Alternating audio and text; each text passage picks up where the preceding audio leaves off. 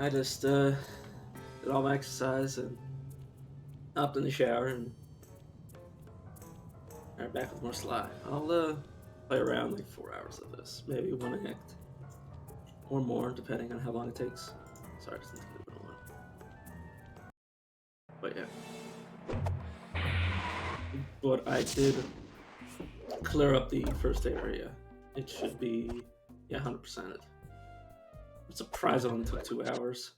I'm gonna be honest. I remember it being so much longer, but that's also because I screwed around as a kid. 90% of what I did as a kid was screwing around. Sorry if I seem louder or quieter. I'm just. I really need to check the VODs and see if the audio balances good or not. I need to close all of my extra tabs. Oh, and I'm walking. Just to make sure the emulator doesn't crash my computer too hard. That's kind of inevitable that'll mess up my computer. But I did get some help yesterday, so it should be better. Alright, there we go. This, I don't know, maybe this area will lag more now that I'm looking at it. Oh no, it seems fine. And then it doesn't. Like, I'm looking out into the vista, and it's fine. And then I look inward, and it's not. Probably because all those things are loaded out. Oh god. Yeah, there's not much I can do about the lag on this computer. There's not many more settings I can turn down. There are a few things I could continue to fiddle with, but I'd rather just play the game. And if it's not up to my liking, I will redo it later.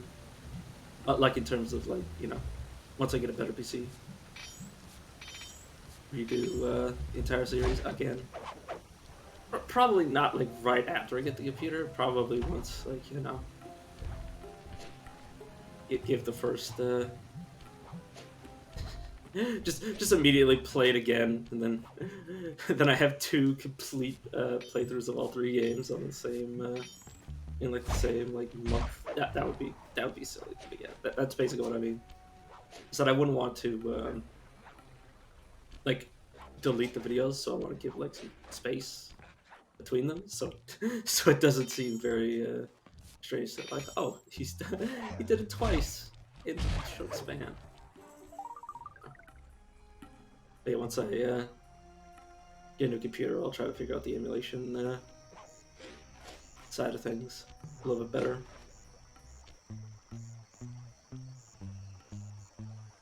Because I do want to do this game justice, and I feel like anything less than perfection is selling the game short. Oh, no.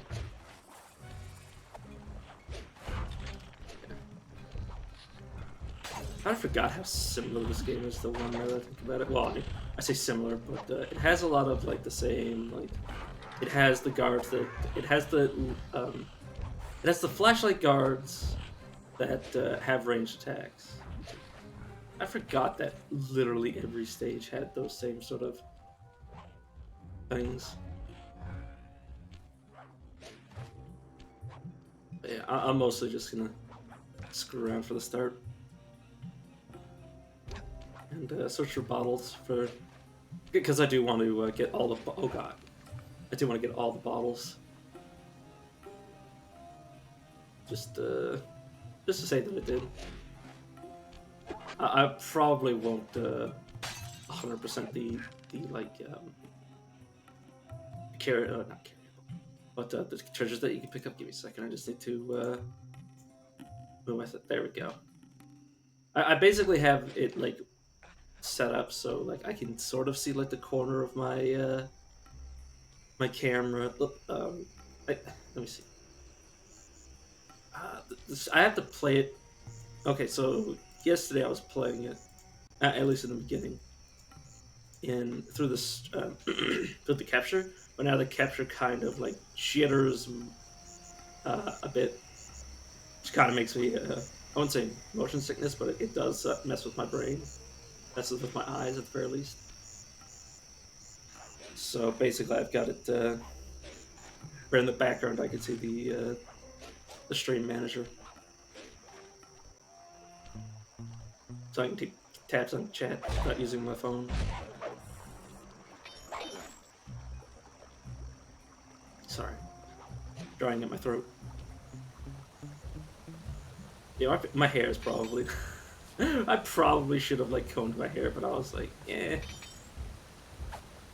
it's clean, good enough. But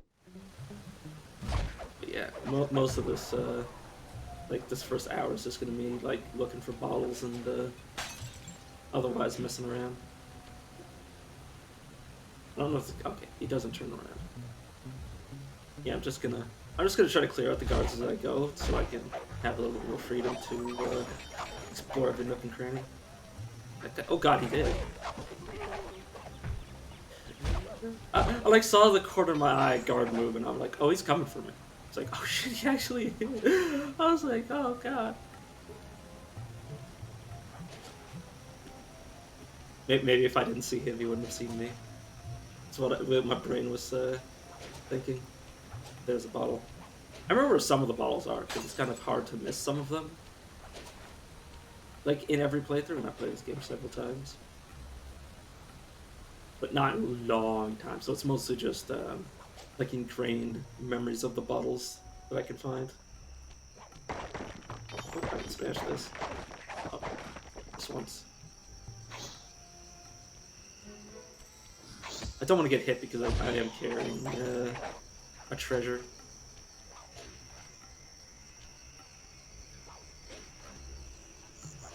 Fragile treasure, which you literally get hit once and it breaks. Yeah, there's the mission, but I don't want to do the mission. I want to. Yeah, so there's a helicopter here. It's I believe covering that area. I think if you went to that area, it might attack you, but I can't remember. I do remember it occasionally, like getting into combat while you're just running around, but I can't remember if it actually did that, or if that was just my imagination remembering. Well, it was probably when I was actually attacking it that it was fighting back, but I can't remember if it does that when you're just like exploring around. Oh, dang it. His jump up attack got me.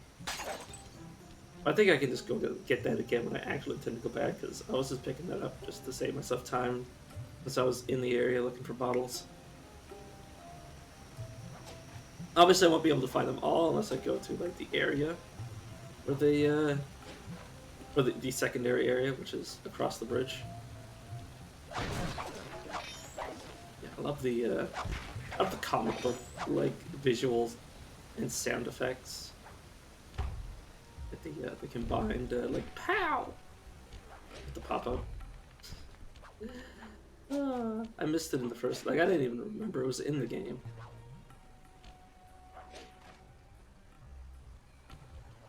I think I found most I'm gonna find. Most of them are gonna notice on missions because the missions usually bring you across the map multiple times. So I'm just gonna. Cause I think there's a power up I want. I think the combat dodge is what it was called. Yeah, we're gonna use these turrets as one of the characters to get rid of the helicopter, from what I remember. I mean, I think Bentley even like told us about it that we were gonna do that. But first, we need to get the gate open for Murray before we can even play as him.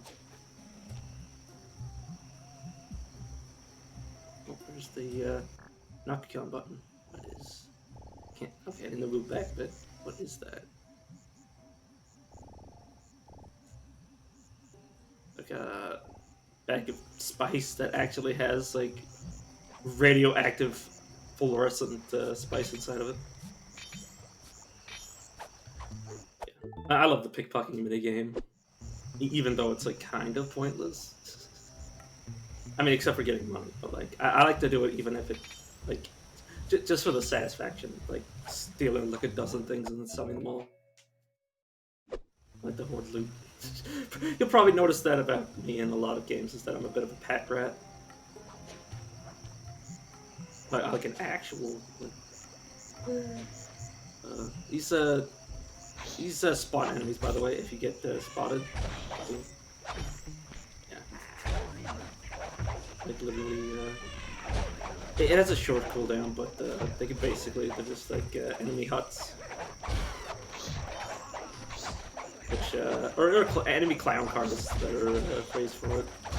Like literally, you can have like a dozen enemies coming with that thing. And you're like, how do they fit? I never questioned as a kid because I'm just like, oh, it's a video game. Now I'm just like, because I find it funny to question, like, how do they fit all these guys in like these cupboards and stuff? Like, are they just stacked on top of each other? Is it like a printing press? Oh, I still need 50. Oh, wait, I can still. Yeah. All right. Turnbuckle launch. Up to kites. I'm probably gonna want that size disabler. Oh, I used to love size disablers, Bentley. Like just running around or just like running around and turning enemies into just tiny versions of themselves. Let's see. Wait, oh yeah, it has to be in combat. So that's that. I can't remember if this combat dodge is essential or not. Oh. Oh god, it's basically free. If it has a cost, I can't notice it. Oh my god, this is Dark Souls now. God, that's the problem with playing games like Dark Souls, is that like when you play a hard game, it's hard to play a game that's like difficulty's not really balanced towards like people trying to like perfect it. Like, because Dark Souls kind of it kind of ruins other games for people. So I believe you could get on top of those things and spire, jump on the point up there. Say like I'm doing like here, and like right around them, for no particular reason, just because you can. I believe you can ride them in like a tailing mission. I think that's a tailing mission, or there might not be. Might be misremembering. I misremember a lot of things. Memory's not my forte. Sometimes you hear me repeat things that I say, and just because I can't remember that I said them in the beginning. And I'll be like, oh, I think I said this. Then I'll be like, well, what if I didn't say it? So I say it anyways. Yeah. Okay. Let's open the gate for Murray and Bentley. Just to mess around with them. Sly, Murray and I can't get inside the palace unless you lower the drawbridge. I'd love to, pal, but the winch is all locked down. You know where I can find the keys? Key guards have recently taken up positions around the palace. I mean, I'm just Dig fiddling with the all in audio. their pockets and bring the keys back to the lockdown winch. There was some really bad audio glitching in the first game, so I turned down the volume. You know, the slowdown we're experiencing right now. But you can be homed in onto these things. It's just it has to be percent. Oh god, I was going too fast. Oh yeah, if you're careful, you can really like, as long as you hit the enemy, you can kind of recover after they see you. As long as they don't initiate combat, you're pretty much good. And like, even if they initiate combat, as long as they don't initiate combat with other enemies around the map, it's usually fine. But I don't think this is this version of the game is or this mission in the game, I should say. It's rather essential. You don't. I don't think it's a mandatory sub mission. Is what I'm saying. How did you hear anything from down there? You can use noise to lure this guard from his post. Try ringing that gong and picking his pocket when he returns to his post.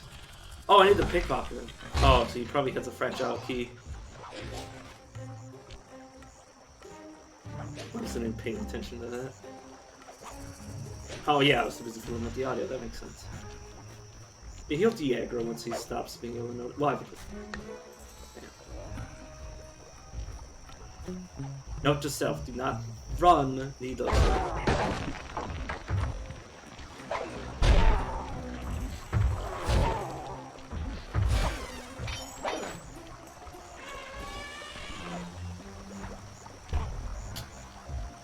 By the way, if you look at the top left, and the Salai face is flashing red, that means we're in combat. Just in case you didn't know. But you can also see that it shows us when we're sneaking. Are the should we call it yellow? Like circles, radiating it out from it.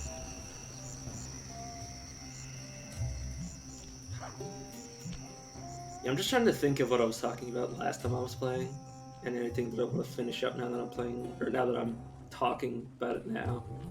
So any points I want to finish up, but I can't. I need to make like a. I don't really need to, but maybe I should make a list of things I've said.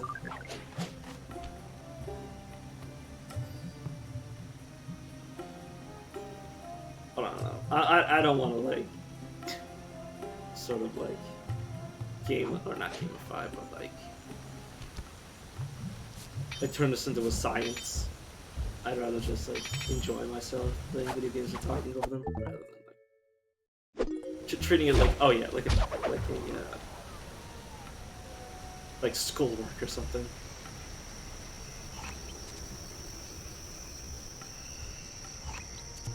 Is this guy in here? Where is he? In case you didn't watch the first stream, that the attack that I'm using, you press triangle and then square, and it instantly kills just about any enemy. As long as you're in stealth, it only works for stealth. Or if you make them dizzy, so over their head, you can knock them up. You like this, and then you smash them like that.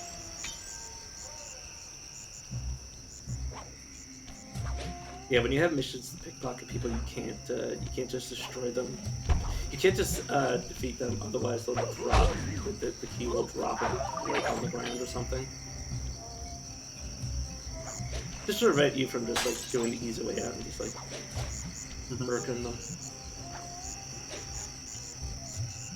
So, you're supposed to be a thief. Gotta be quite careful. So I believe they can see you even if it's not from their code. Like if you rub up against them, they will notice you. Like say here, see? He noticed me even though I didn't cross into his field of vision. You know, because I rubbed him.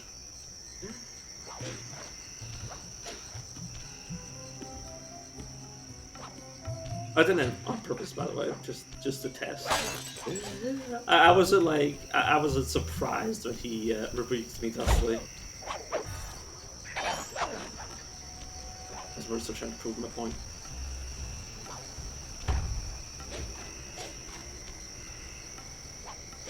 I'm just looking for bottles as I'm around. So apparently that helicopter only does combat with you during that one mission where you destroy it. At least by the looks of it. I think like it should be able to see me, and if I get into combat it should be able to see me, but it won't do anything to me. I think. Could be wrong, but I think I'm right. That's the thing about playing a game you haven't played in years, is that you think you're right about some things, but you're wrong about them as well. Like, you know.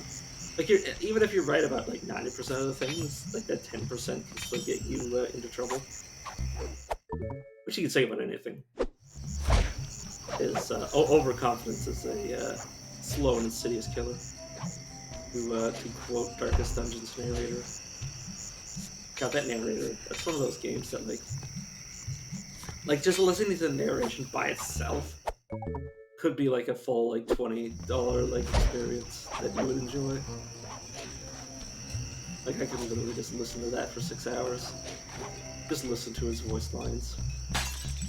Or like Bastion. Bastion's a better example because you kind of need the game combined as he Oh god, I didn't realize, but apparently the glass bottles of noise. I did not realize the glass bottles of warning the guards. That's something I don't think I've ever. No. Oh yeah, by the way, I think that's the first time I've taken falling damage, but in this game, you don't instantly die when you fall. You just take a nice, sensible chunk of damage, and then come back. God, this game is so much more well-balanced than the first one. The first one was very much like a hardcore platformer where you can only get one hit, like Crash, where you can only get like one hit, or you can get like a power-up that gives you one free hit.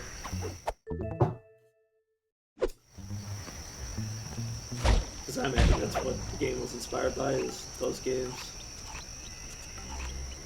But then the second game, like, it completely turns itself on its head and shows you, like, we can make our own game. We can make our own game, our own, you know.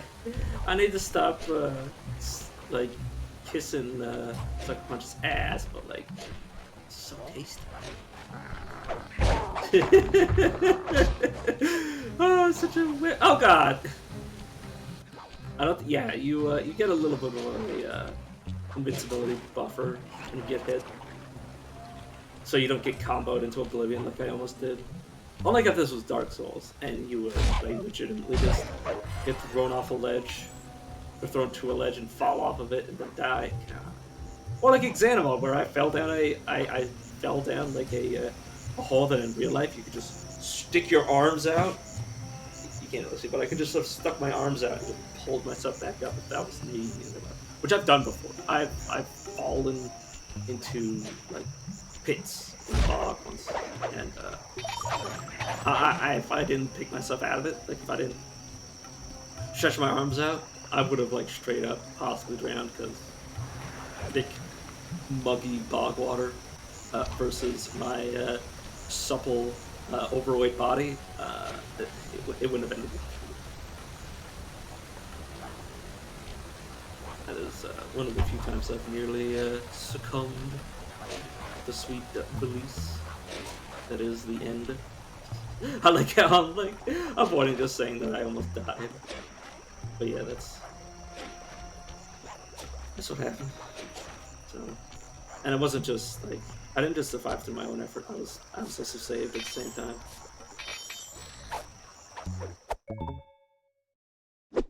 Because I was still in the middle of the outdoors, so and like half drenched in water. And like, well, I mean, it wasn't that cold, but I've been out there for hours after getting sogged. And the thing is that I was surrounded by one log. You know, I live to tell about it. Some people worry that I'm proud of it. It's not that I'm proud of it. It's that it kind of reinforced my like desire to live, which had been waning quite a bit. So I was talking about it in like a positive light, which kind of puts people off. But it's just because they don't understand my side and why I speak of it. So I wouldn't even say fondly, but just like I point to it a lot and say like, you know, this means a lot to me.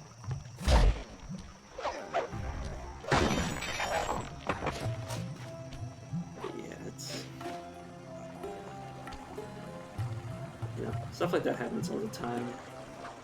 Well, not all, I mean, not like literally all the time, but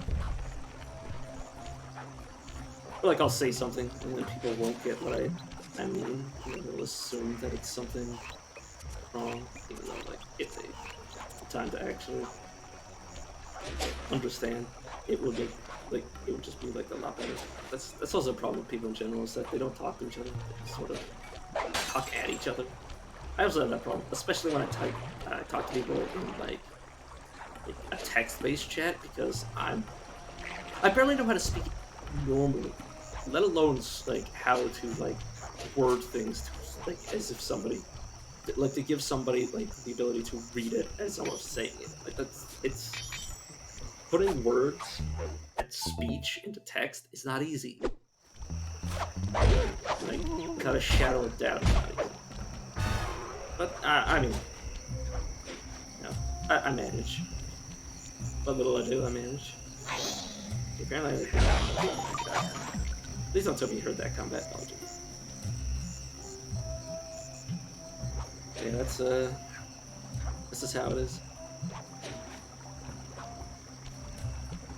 Sorry, I'm just trying to.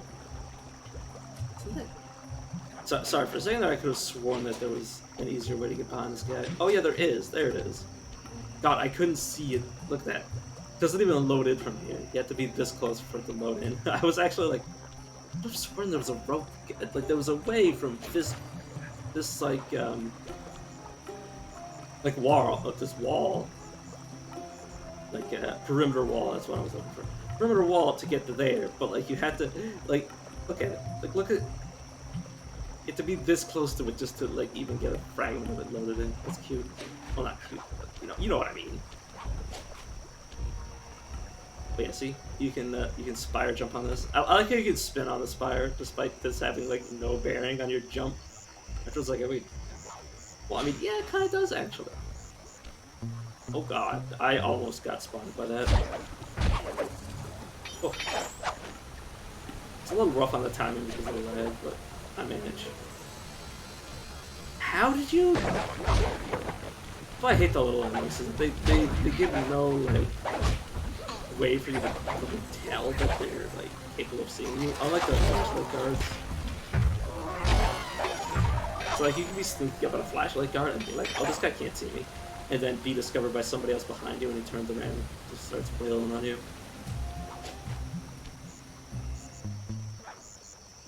Flashlight guards are pretty dangerous when you're playing with Sly, but when you're playing as most of the other characters, the flashlight guards are actually the easier enemies because they're slower. Like Bentley can handle flashlight guards like nobody's business, and Murray can just basically two-shot anything if you do the right combos.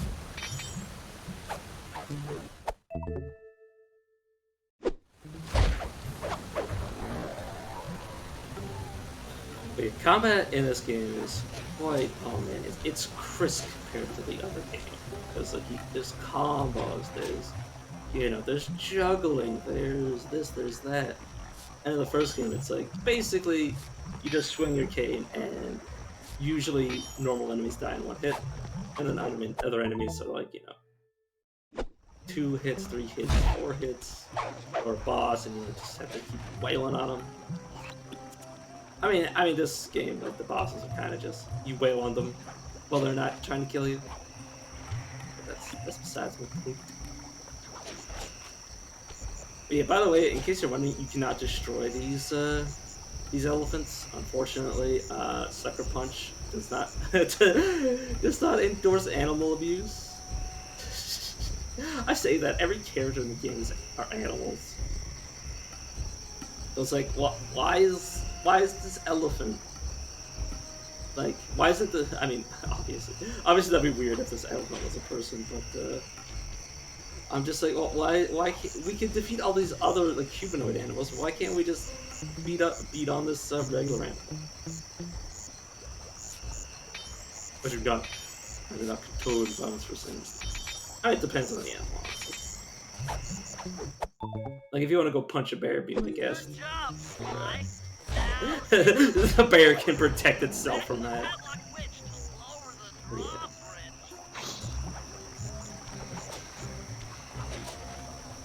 Yeah, we needed to open the Jarper just to get the other characters in, because they're not as mobile as Sly.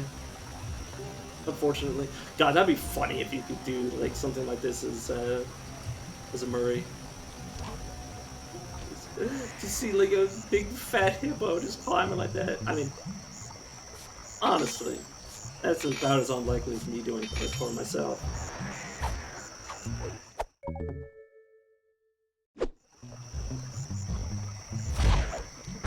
That's what I love about Infamous is just the ability to climb any and every social. I mean, other games have it too, like Assassin's Creed, but like, oh, it was just so satisfying to be like, I want to be at the top of this building. It's like, well, you can. You just have to put in the effort. I find it funny that he's using the keys properly. When, like, in the first game, he just, like, shurikened the keys into the locks, and then they boomeranged out. back to him, like as if by magic. But in this game, it's like, nah, we're gonna be sensible with the keys. Why? I don't know. And I wonder what would happen if they remade the 3 games. Like if Sucker Punch went back and said, we're gonna make all 3 games again. God, I would actually just like. I think I would just. I don't even want to say it. I think I would just like legitimately like the hype would just like envelop me, and I would just die from hype.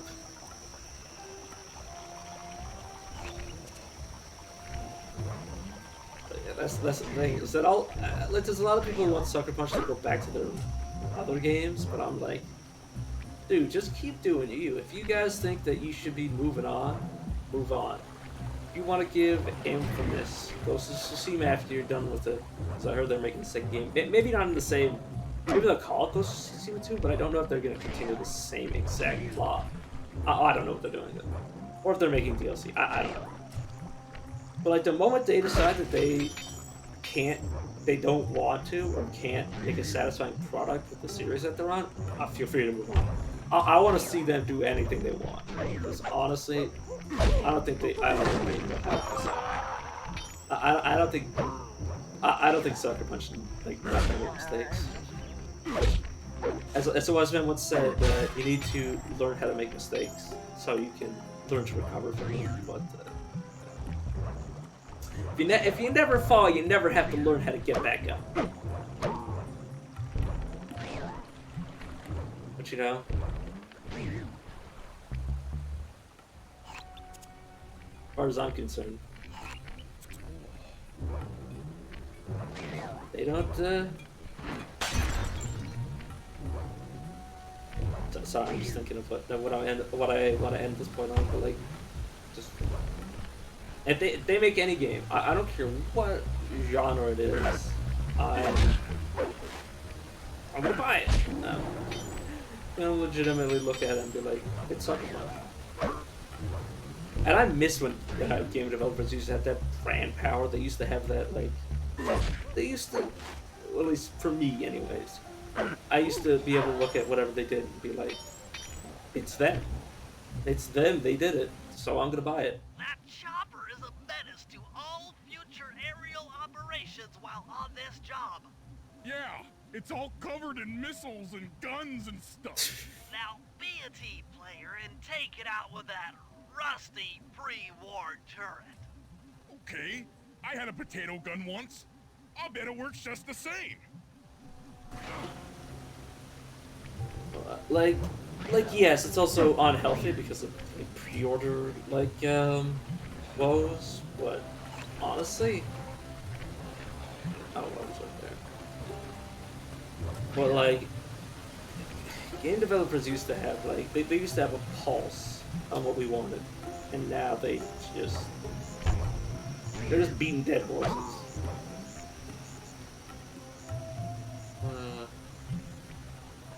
But Sucker Punch is still, as far as I know, they're still going strong. They're not getting weighed down by politics like some game developers are. Oh my god. What in the world does politics have to do with video games?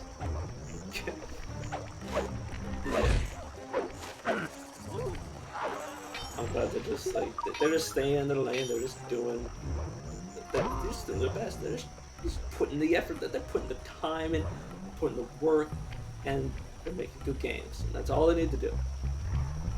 They don't need to make the game that I want. They just, as far as I'm concerned, as far as what I've seen, they just need to make it. And it'll be good enough. Sorry if I don't seem like I know what I'm doing, because I forgot what I was doing. I stopped paying attention and started talking, which honestly isn't too bad. Yeah, that's the thing about the side games is that, or not the side games, but all of Sucker Punch's games is that you could see they put the time in.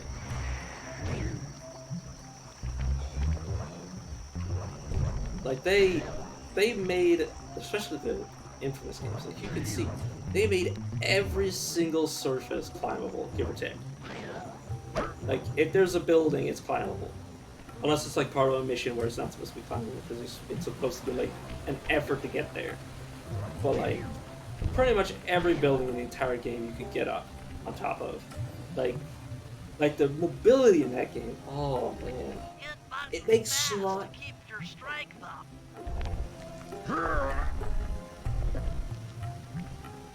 Oh, Hit buttons fast to keep your strength up. oh yeah.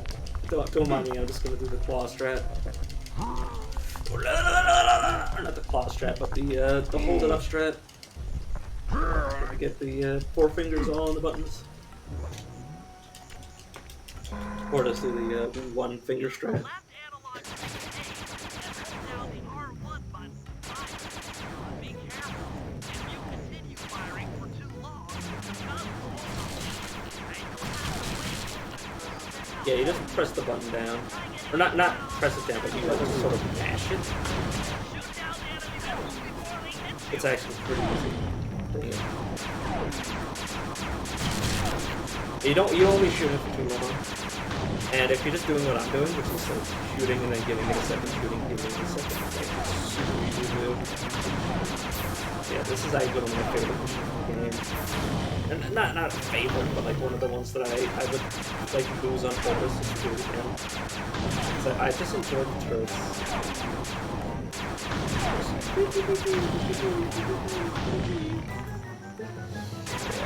I love the minigames. Taking a break from the actual game to play some like from the game for the actual game. Well, I mean, it's accurate. Well, I mean, it's essentially impression, but like, except for the yeah, I never had problems with this. Well, I learned you just press the button. Like, you don't hold it, you just like tap it. Just tap shoot. See, that's what happens when you very careful. It's super easy as long as you're recording in the general direction. You hold the button. The missiles just like get rid of it. Or they just get destroyed. Plus, you just shoot on the path. I believe there's multiple turrets in this area, but I don't think I'll need more than one. At least from what I remember, there used to be, there might be more, but that's like, I'd later segment where you use it again, like this sort of turret.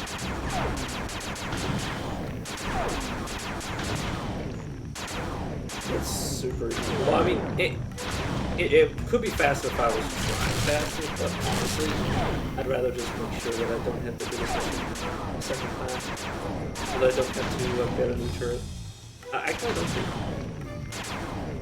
Maybe it destroys it automatic. I can't remember.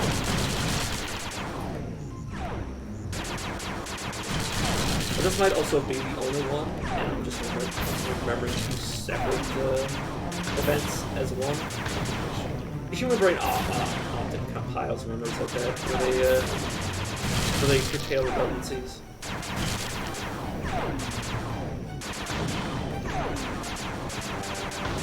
I like to focus on the missiles and not the helicopter, unless there's no missiles left.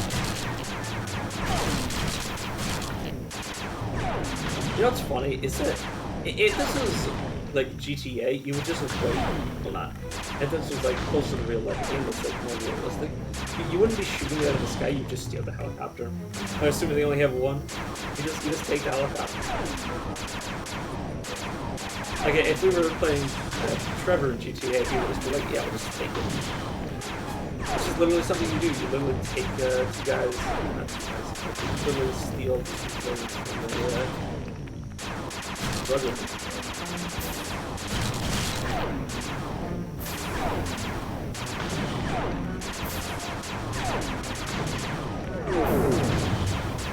But yeah, this mission could have gone a lot faster if I wanted it to, but honestly, I like taking it easy and slow. There's literally no threat unless we like look at the turret. Like we could literally we could abandon like our no damage run. Well, not run, but like Like that just, we can just choose to sacrifice its HP for shooting at the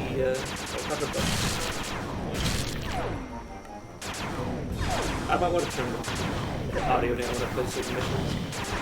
That usually by the time that happens, can I pause? Yeah, I can't. I just want to check if you can pause like mid game.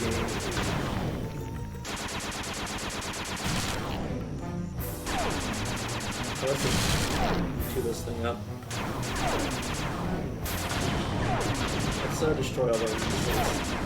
Yeah, I don't think the game or this mission gets more difficult as you go further ahead. There we go. Triumphant! Good work! The sky's all clear! Not even a challenge.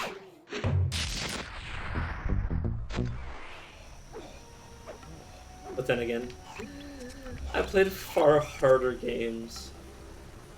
I played far harder games than this in my adult life.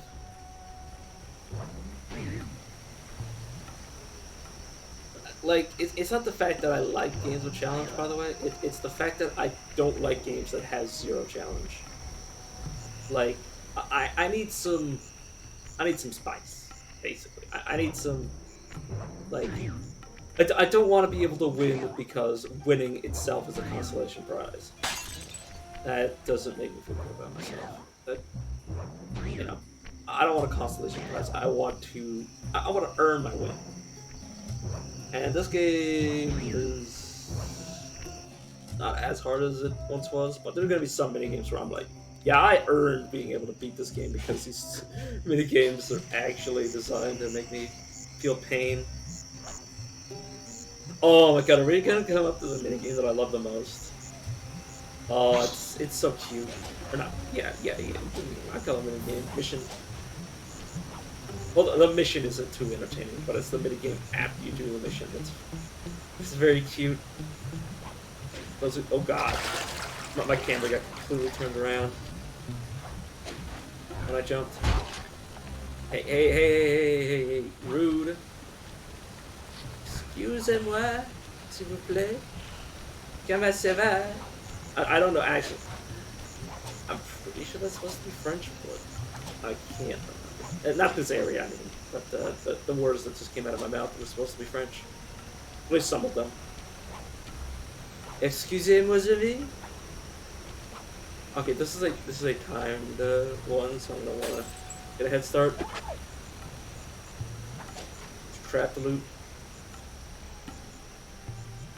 I don't think the timer on this is too harsh, as long as you're being careful and sprinting. Yeah, like, see. When I was a kid, I'd actually have trouble getting like any of the timed ones, but now I'm an adult. I like how like I assume Bentley defused the bomb, but like burial urn. Yeah, I really want the size disabler, but that will definitely be whatchamacallit. It'll be we'll have enough money for it, so I mean, god damn it, we will be able to afford it. Is what it was. My brain was trying to find. That's the problem with my memories. Like, my brain can't always compile a sentence with the amount of words that it has because it doesn't. But like it's sort of like well, if you play video games, you understand like or well, if you like run computers, you understand like a loading issue. Like where one thing loads faster than everything else, and then that one thing is just not loaded in at all. Basically, that's English. Like speaking, it's not all there, so I kind of have to stop and start and wait for things to finish loading. Like I can load the first half of a sentence or the back half of a sentence, and then I'm trying to construct it like everything else. Yeah, this. So, I hear a collectible. Where are you? Going for that booty. Collectible booty. Look at the smoothie. Where are you? I actually hate when people make noises like that with their mouths. I like to avoid it personally. Well, because otherwise I'd be a hypocrite if I make that noise too frequently. And I hate the sort of like mouth noises. Well, some of them I like, but it depends.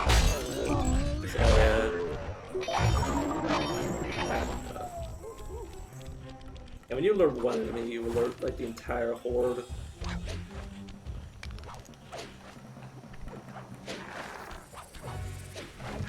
Which is kind of funny because you're like, where did you guys even come from?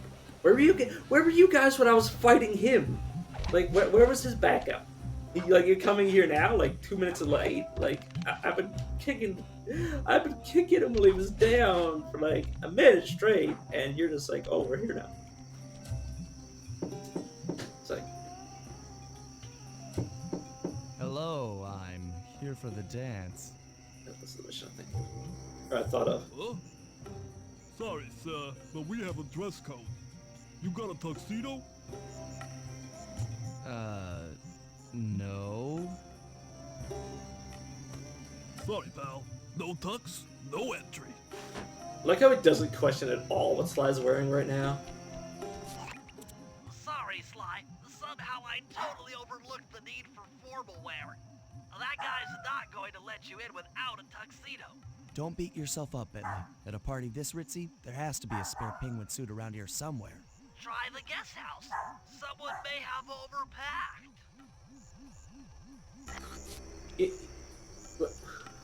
Something I just realized.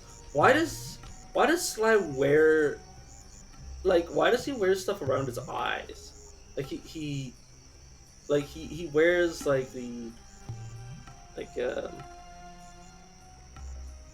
does he not have like raccoon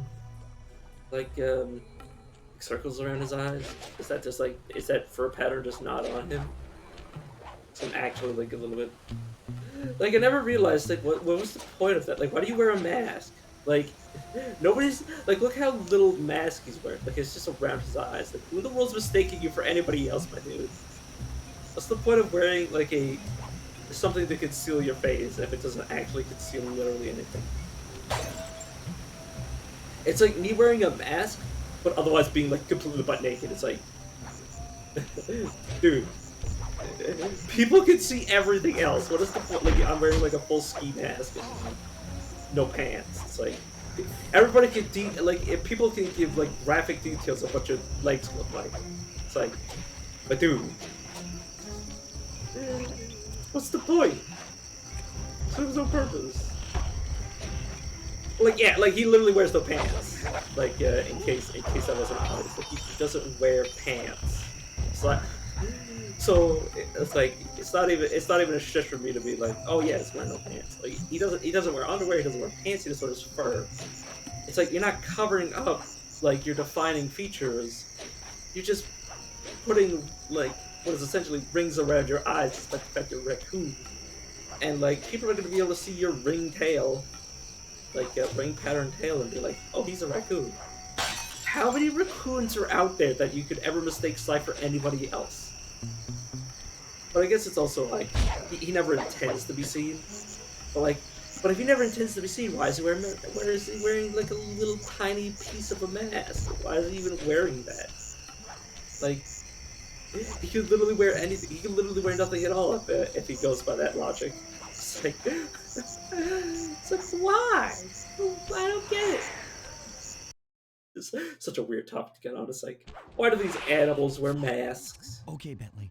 I'm in position inside the guest house. Have any intel for me? Well, I recommend searching all the rooms. It's statistically probable that each should hold at least one portion of a tuxedo. What do I look for inside the rooms? This isn't an exact science. Ransack the place until you find part of a tuxedo. Any plan which involves ransacking is okay with me. I remember this mission. It takes so long for me to do it because you literally have to smack every individual object until you find it. Attention guards, this is Lord Rajan. The party here is in full swing and all visitors are now in the ballroom. Now, this ball may be on the up and up. Not all the guests are, so be on careful lookout for problems. I don't want any bad press on this event. That's actually funny that he's like, you know, he's like this event isn't supposed to be like it's like illegal. It's kind of I wouldn't say noble, but it's kind of like ironic that it's like there's nothing evil going on here, but some of the guests aren't exactly completely squeaky clean. But like I mean, I suppose it's fair. Yeah. What was I saying? Oh yeah, like with the clothes thing. Like, why is Bentley wearing a hat? Well, he's a turtle. What is he? Is he worried about getting sunburn on his head? Because that's usually the reason that you wear a hat is to You might avoid need sunburn. to use your stealth attack in here. Remember, the triangle button knocks guys up into the air, and the square button brings them down hard.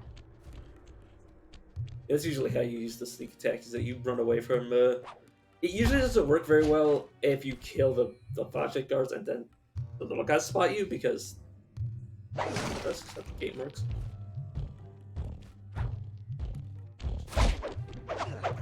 Yeah, clearing those guys out because I think they don't respawn as long as you stay in here. Like, is it because he's bald? At that point, it's like you're a turtle. What are you worried about being bald? It's like do all turtles wear hats? It's like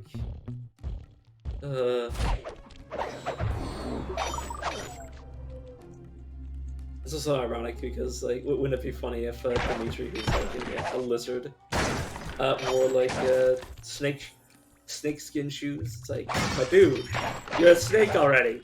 Your feet are already covered in scales. Why are you doing this? I don't know, just some ridiculous stuff like that that I like to riff on. Or, like things that you wouldn't normally think about, except like when you're playing a game and trying to think about everything to talk about, you're just like, why is X like Y?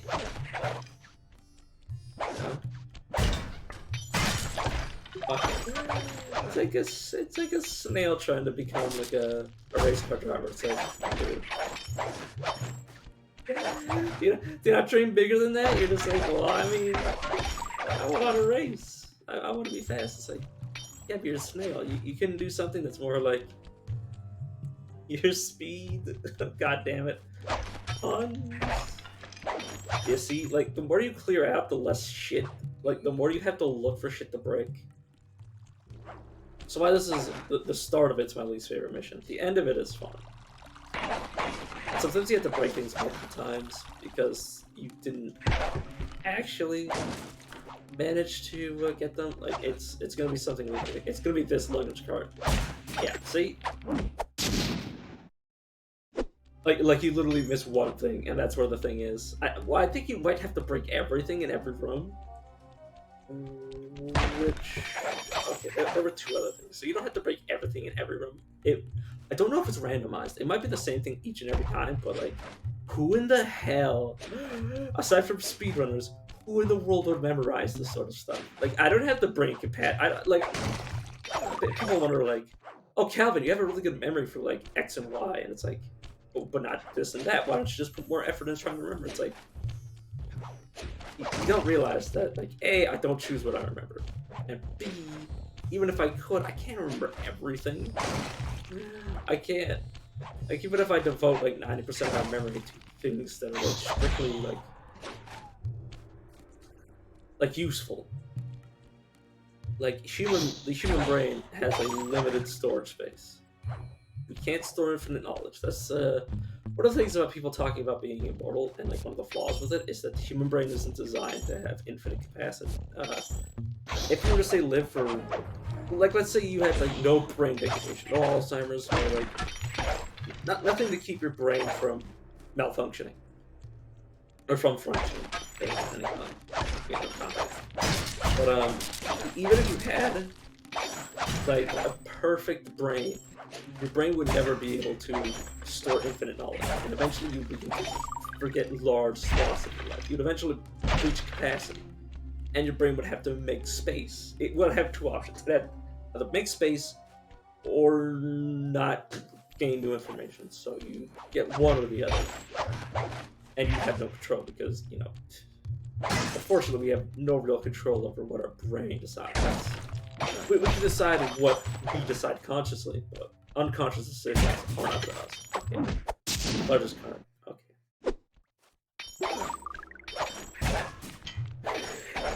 Yeah, the only problem I have with this mission, because I'm constantly breaking stuff all the time, is that it's This one is empty. I knew that. But it's just because you have to find a needle in a haystack when you've already removed all of the hay and you're just looking at the empty floor. Like, where is it? I took everything out of the equation. Where is it? It's like you're just scanning the floor with nothing on it, and you're like, where's the needle? And that's where I found problems. Yeah, it does. That ability does make a significant amount of noise.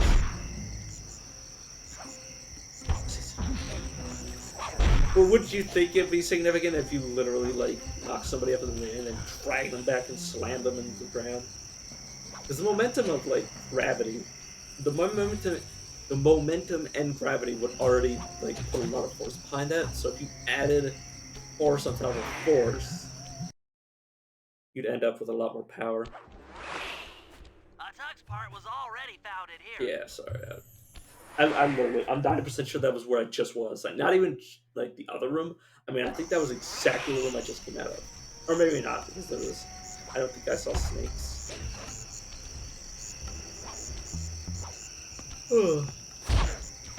Sorry, I have burnt out a lot of my energy for the day with exercise and exercise. I exercised 2 different times. One was my strength exercise. This room's all cleaned out.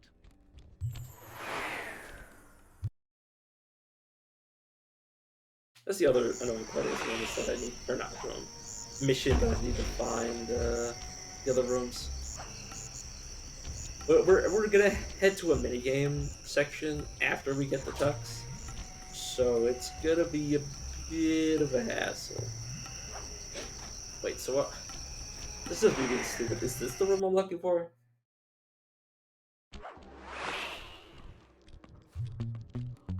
Yeah, it's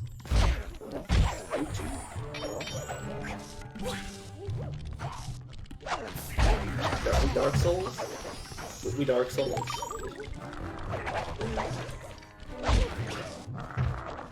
That's I've stated it before, but it's a problem when you play harder games and then you try to play easier games. When you kind of require that bit of a challenge. Like, I don't require an overly hard challenge. I enjoy challenges. I enjoy earning my win. But I'm no masochist. God, that's lucky. That was. It's no speed run, but I'm just glad I managed. I like how it says thief move to open the door.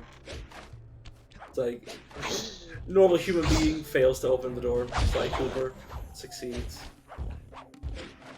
Like, he doesn't even like look like he's locking it. He just looks like he's opening it.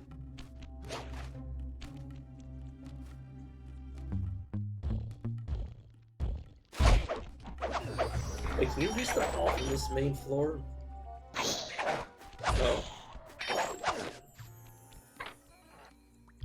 This is Rajad's room. Stay sharp. He's probably got extra security. Yeah, I see that, Bentley. It's 2 rhinos for the price of 1.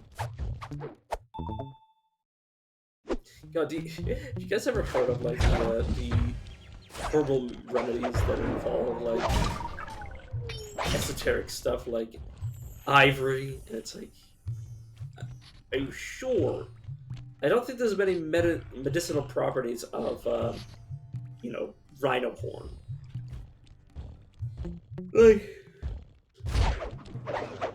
Like seriously.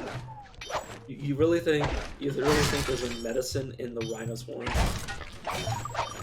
Like, imagine being the rhino and being like, I'm so glad I have this horn. It's so useful for pain relief. Probably not. Like, even if it was like essential minerals in the horn, it wouldn't be any different from like bone. Like if it was like a thing that was refermented, like it wouldn't. Ivory wouldn't be any more healthy than eating the like or using the bone of the animal. Probably, maybe not. I don't know. But that's just my thought process. Which could be right, could be wrong. Ugh. I'm not gonna say that I'm right, because, you know, how would I know? But I'm like 90% sure that the rhinos are in fact herbalistic remedies. Like, I don't care what piece of the rhino you're looking at, I'm pretty sure there's no, like, there's no medicine. Most animals, unless they have some sort of poison or venom, or like some sort of, like actual, like, biological thing they have that might heal. Oh god, the barrels.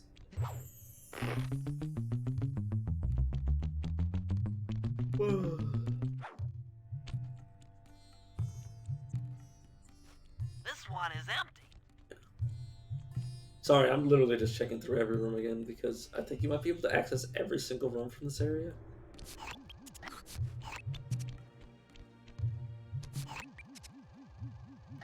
Yeah, obviously I can't see, but I think You already found the Yeah. tux part in here.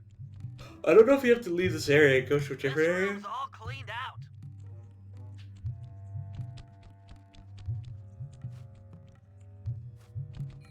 Yeah, I just wanted to see if the dialogue popped up if I just like peek into the room. You've Sure. already got the piece from in here.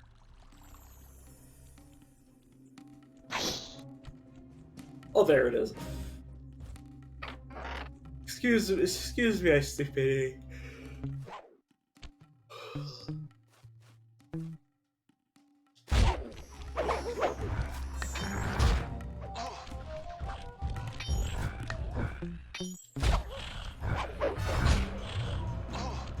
Sorry, I'm just using my limited resources. Oh, so the healing items do recover your ability power. I don't know what it's called. Maybe energy. Oh, we got the full suit. That's it. Now that you've got a complete tuxedo, the doorman will let you into the ballroom. Let me adjust. Oh, it's actually a miniature in and of itself. But yeah.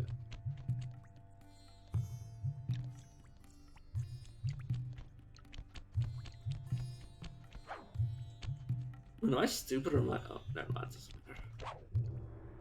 Just say yes. Just say yes, you get over it. It's easier that way.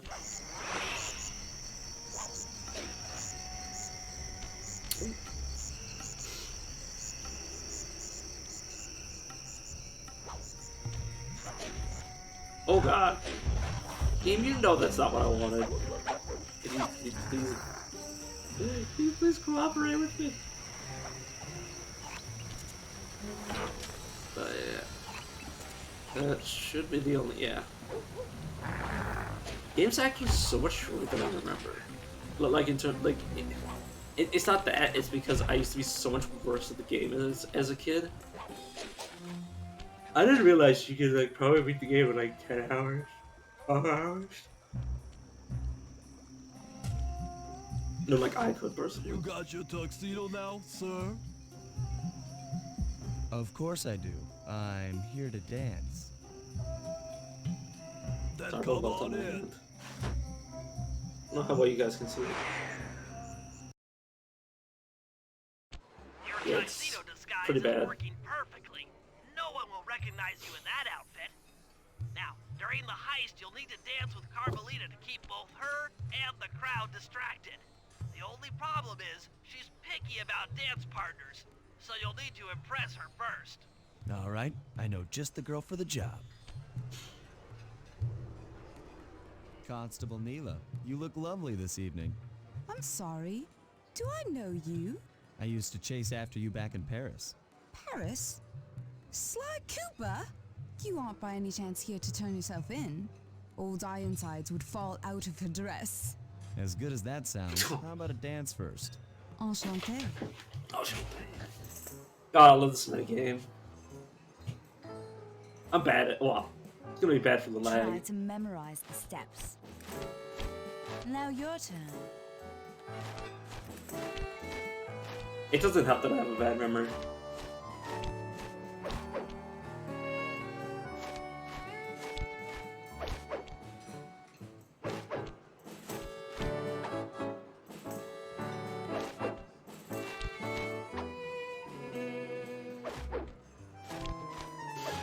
You know what I hate more than anything? It's the slowness of it. Are you using me to get at old Ironsides? Yes, I am. Do you mind? Not at all.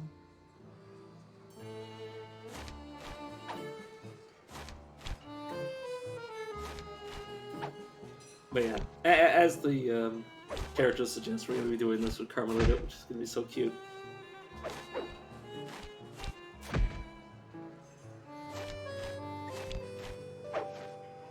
Oh, that's cute.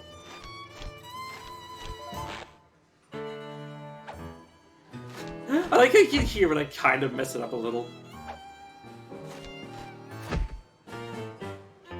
That fellow is very graceful. If only you moved spice shipments as well. Silence. God.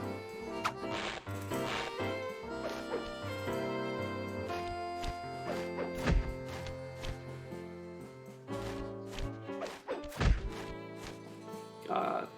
That's actually anxiety-inducing because of my poor memory. And you might be like, seriously? You forgot like something you saw just 2 seconds ago? It's like, yeah, my short-term memory is my main issue.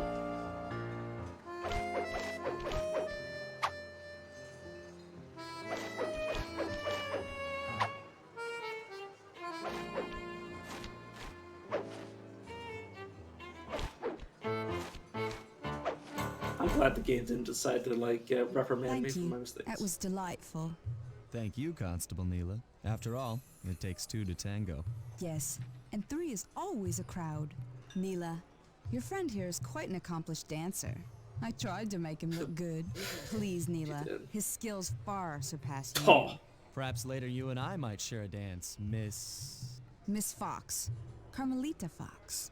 And I accept. oh, those two star-crossed lovers. Well, at least Sly wishes that. All right, boys, we're ready for the next phase. My plan to get at the Clockwork Wings requires the use of the electric winch above the ballroom. To get control over the device, I'll need to hack the computers in Rajad's boardroom. Plus, we'll need an extra strong saw blade to cut the wings off the statue. To make a saw blade that durable, I'll need Sly to steal the gems off the headdresses on Rajad's prize elephants. And finally, I'll take to the field with my remote control helicopter and nullify the palace's surface-to-air defenses. That should clear things up for the heist. Yeah, that's what I love about this game. It's like everything is designed to do one mission. Like it's all built up. It honestly does heist missions better than GTA 5, which is saying like a lot. Because like GTA 5 was like it was advertised as if it was all about the heists, and then it was like, oh, it's like 50%. Not even 50%. It was like a fraction. But it was also a really good game. I mean, I wish they didn't sell it so hard on the heist end, especially the online. The online, the heist just seemed like missions that like would just happen anyways. It didn't feel like you were robbing the place. You felt like you were just setting up a bunch of. It felt like you were just doing like random shit. I remember they changed it, but honestly, by then I'd already like. I don't stay with the games that long after I beat them.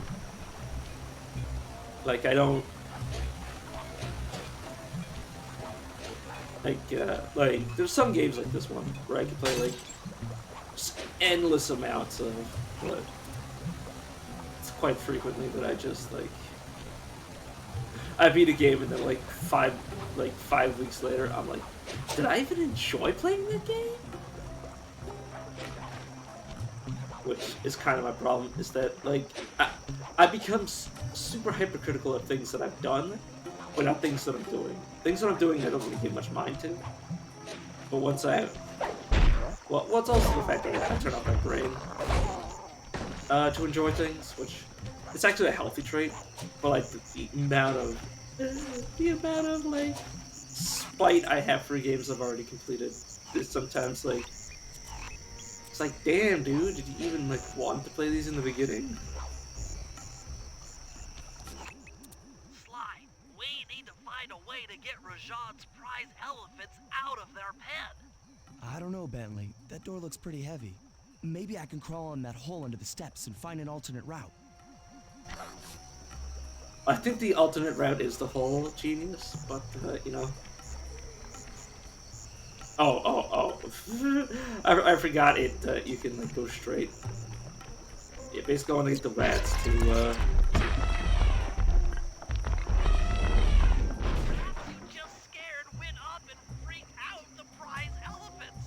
They're now outside, rampaging around the palace.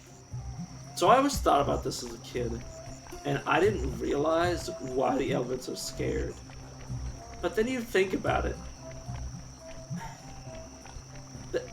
Now, they're not scared in terms of, like, they don't think the rats are going to be predators. They don't think the rats are going to kill them. Wow, you sure look spooked. A job well done, Sly. Now comes the hard part. I need you to snatch the headdress jewels worn by both elephants. The jewels are firmly embedded, so keep whacking at them with your cane to knock one loose. I'll need to make use of the rooftops to get to one of the elephants' backs, but it shouldn't be a problem. But yeah, the thing about that is that they're not afraid of the mice because they're like, oh, this little thing is gonna kill me. Like, that's never something that enters the mind of the elephant. Why they're really afraid is because they're like, how do I deal with this? Like, is there a way to deal with this? What can this thing do to me? How do I get away from it? The problem is never about the mice, it's all about the problem with the elephant. I believe they kicked the elephant, but yeah. But the problem is never, it's always with the elephant, not mice. Or rats. It's the same reason I'm afraid of spiders, is because they're small, and they could be all over me. That's what the elephant is thinking. Jump over that elephant and run. Tries to strut off his back. Like you're trying to problem solve it. What do I do with this thing that's on me? And like, how many are there? That's what bothers the elephant. Is the fact that there's things that are around them that could be obnoxious. What? Yeah, there's actually a trick that I used to learn as a kid. Because I used to really enjoy this minigame. Well, not minigame, but like, I used to enjoy the, like, getting on top of the elephants for some reason. But basically there's a trick where you can just send me back for free. But there's a trick where you can basically get back on the elephant immediately after. Now focus on the other one. I can't remember how to do it, but basically, like, I would have the elephant immediately put me back onto the elephant. Due to the, like the weird bug where you're not really supposed to be off the elephant when it kicks you off of the elephant, and it's not supposed to move you if you're already off the elephant. You can. Yeah, but the elephant's just... Like, the thing is that everybody knows it doesn't make sense for an elephant to be afraid of a mouse. It's because you don't use one mouse. And you don't do it to an elephant that's in the open. You do it to a mouse, or you do it to an elephant that's in an enclosed space with a ton of rats. And then the elephant's like, what do I do with all these things? And they start freaking out.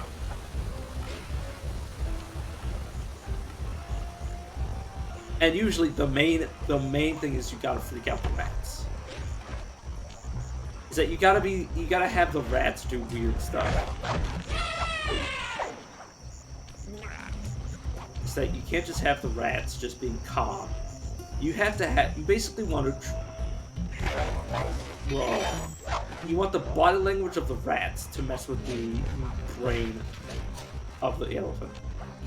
So you want the rats to be like rushed. You want the rats to be riled up.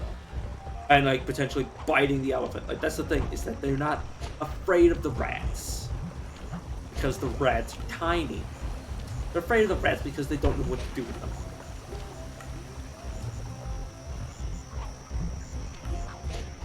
Yeah, that's you know, that's the story of you know, how to really bother an elephant is just to troll it with aggressive rats. Which the thing is you'd be scared too. Like think about a human, and let's say the difference between a human and a spider. If you just have a spider, for the most part, unless you have an arachnophobe on your hands. But a normal person is only afraid of a spider when the spider is going around and trying to climb on them and stuff. Like, most people aren't afraid of a spider just in a web doing nothing.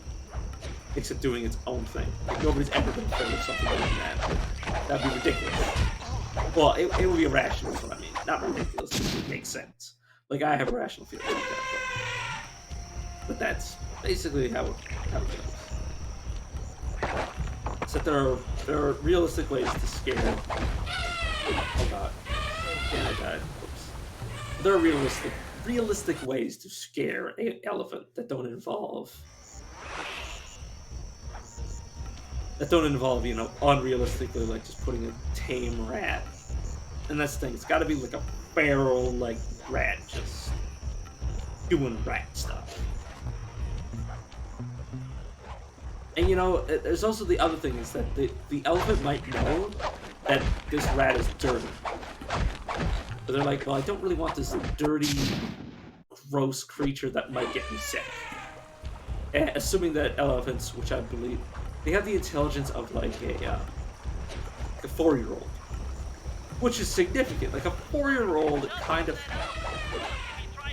Elephants have some concept of like getting sick. So they might be like, oh, this would get me sick. This is potentially a poisonous, dangerous creature. I should get rid of it. So they're not... They're appropriately concerned about the thing that they can't get off of them. So, you know, give the elephants some credit. Plenty of people scream and run from rats and mice. You know. Rat-based PSA. Defending, or elephant-based PSA defending them. I don't know. I'm such a strange person when I think about my myself, like being hurt by other people. I'm like, man, I'm such a strange dude at times. Or just all the time. But these are the sort of ideas that live. Now focus on the other one. These are the sort of ideas that live rent free in my head. Meanwhile, everybody on all the social justice warriors on Twitter have Elon Musk living in their head.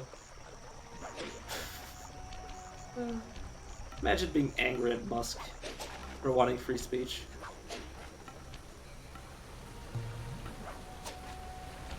Where's the other elephant? Did it not spawn? Oh, that's the other elephant. Well, that's not the other elephant, that's the same elephant. Oh, you can find it by the spice. Why does this guy have spice on everything?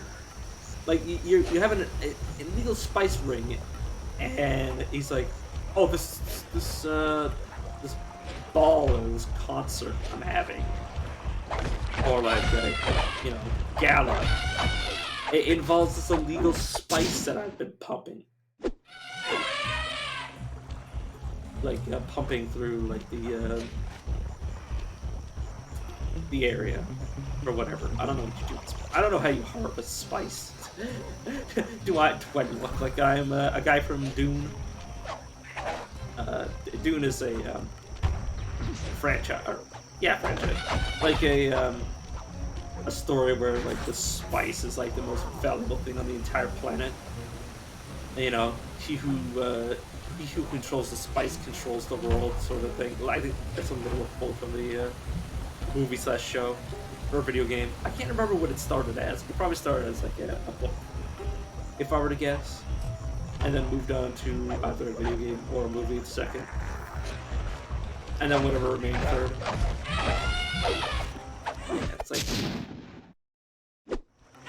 like, is nobody gonna question the spice? It's like, where'd this spice come from? Why do you spice everything up? Why do you? Why are you trying to be weird, Rajan? Why do you gotta put spice in everything? Why are you such a strange man? Like, do you spice your like do you spice your like pancakes? Like, what does this man not spice? I like how this guy doesn't question that they've lost their head ornament and. That's it. With these jewels, I can make an ultra hard radial saw for the heist. He doesn't question if they're missing their platforms on their backs or anything. He's like, yeah, why not? Should be, yeah, there in the back. I think we gotta turn off the security in the back or something. Also, I believe I want to find the final. Okay, so 29 out of 30. The worst thing is I have to look for every single one. Like, not in terms of every single one. I have to go to where I think one might be when I have all but one. Because I can't remember which ones I picked up.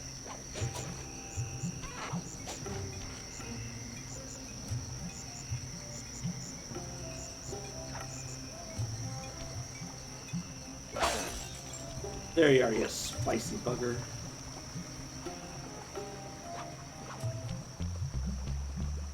I like to think all of these, all the passwords, or like the code talk that Bentley has to decipher is all about like spices. Just like imagine it's like, I don't know. I don't know how to describe it. Well, my brain is kind of. Murray's rotund features prevent him from fitting through the drain pipe, so we'll need you to unlock the vault room from the inside. I've heard through a reliable source that the guards keep the vault combination written beneath one of their break tables. So you want me to crawl under each till I find it? That's the idea. The break tables, as opposed to one of the workstation or work tables. Yes, you wouldn't be doing a workstation, but like, it's like, well, most tables, I don't know.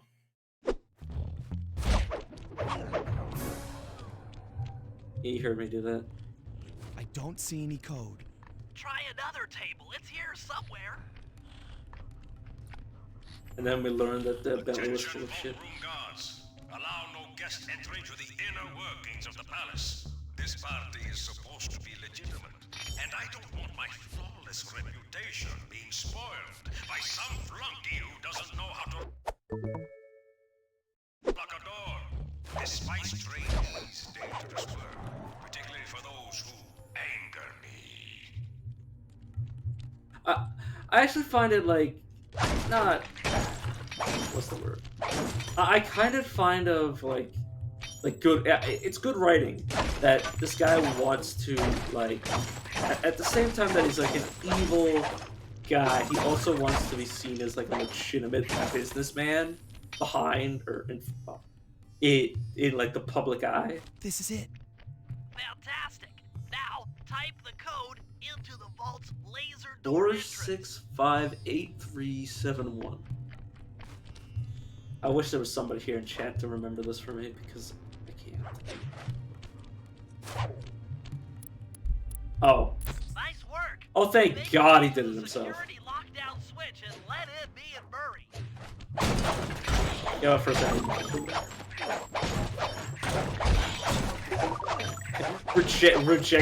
Reject friends, acquire currency. think I should turn the game volume down just a little extra, tiny bit. Give me, I don't know, 2 shakes of a lamb's tail. Whatever in the world that means.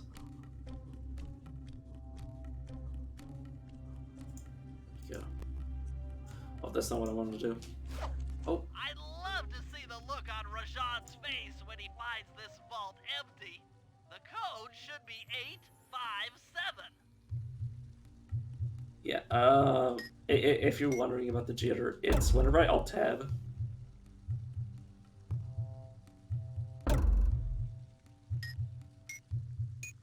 So I did 9 instead of 7, that's why I messed up.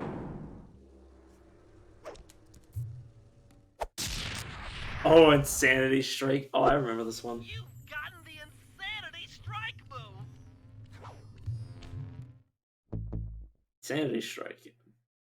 Basically what it does is you smack somebody and then they just start attacking anybody, including you. So be careful. But you could probably, well, you could reliably run away. And it'll wind up with the enemies just fighting each other.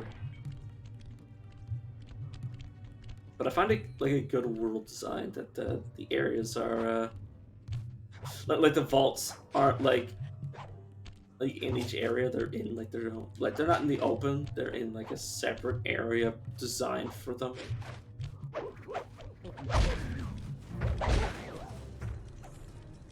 Alright, let's try to get Murray and Bentley in.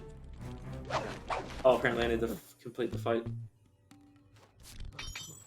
Oh my god. Am I gonna get away with it? Oh my god. Almost. Let's Oh, you apply it to your weapon and then you strike. But yeah, there's obviously no other weapon, or there's no other enemies in the area, so it's not really gonna do much of anything.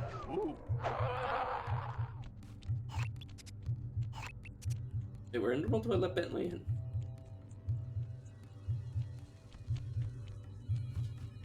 Here?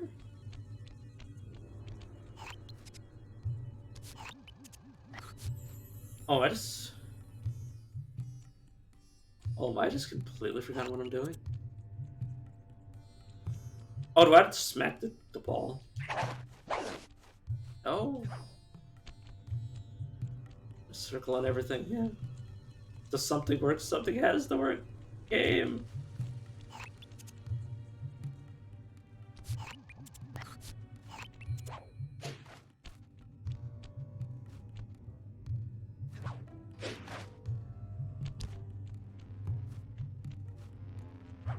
Oh no, it's the oh, I'm so dumb. The lever was right next to the vault. I got very confused.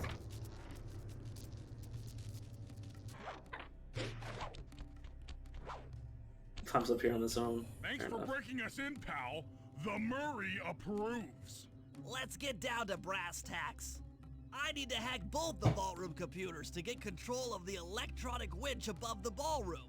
So what are me and Sly here for? The second I enter their servers, they'll be on to us. You guys need to work together to keep the thugs off my back. You and me, pal, side by side. The Murray knows no fear. Okay, I'm in. Hacking the level 6 barrier.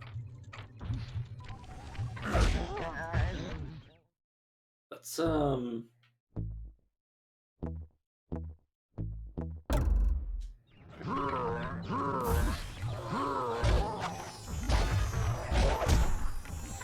yeah, Murray's really strong. Also, I have to be very careful. I don't use Bentley. His ability to pick up and throw enemies really is like, super effective. Almost there. Got it. Oh god. Like, Murray can 1v Moving on to the level 5 Right. system.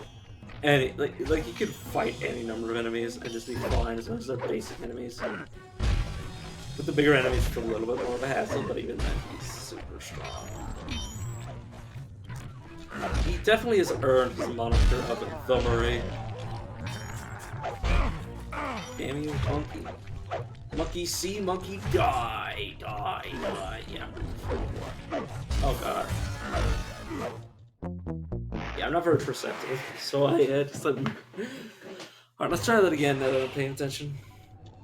Okay, I'm in. Hacking the level 6 barrier. I get surprisingly bad for this area.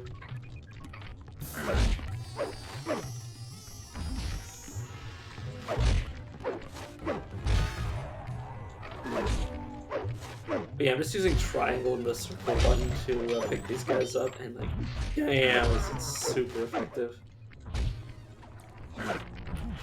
Oh, sometimes you miss and you don't grab them. Like, usually, Almost there.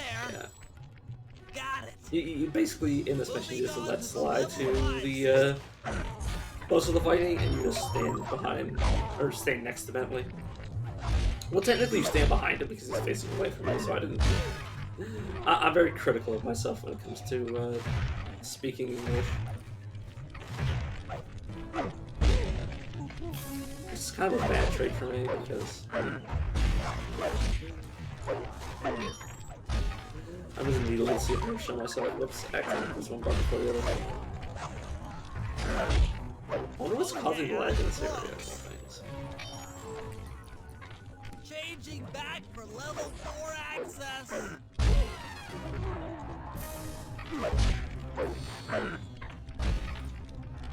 But as I've said before, this game is still running better than it would on my PS2 because the game would just not run because the disc is all kinds of stuff. Okay, this all goes smoothly. I might do 2x today. Almost got it. Actually, the second area is probably gonna make me wanna. The second act of this guy. Some of the enemies have 2x, including Mirage and the Canadian dude. But basically, I will do part of that.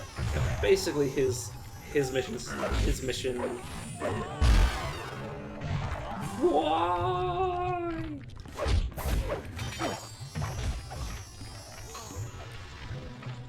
I'm so close.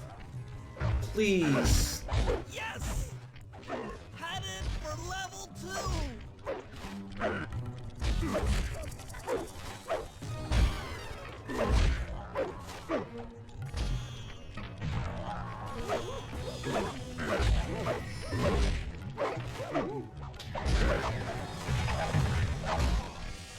Come on, Bentley, please speed up, Bentley. Problem I had as a kid is that I would either be taking too much damage or Bentley would be taking too much damage. And there was no middle ground. It was either I died or Bentley died.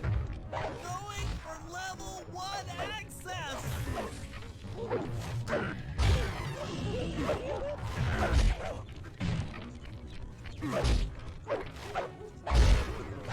Ah! Oh shit. If only Murray could hack, he'd be able to take all the damage in the world.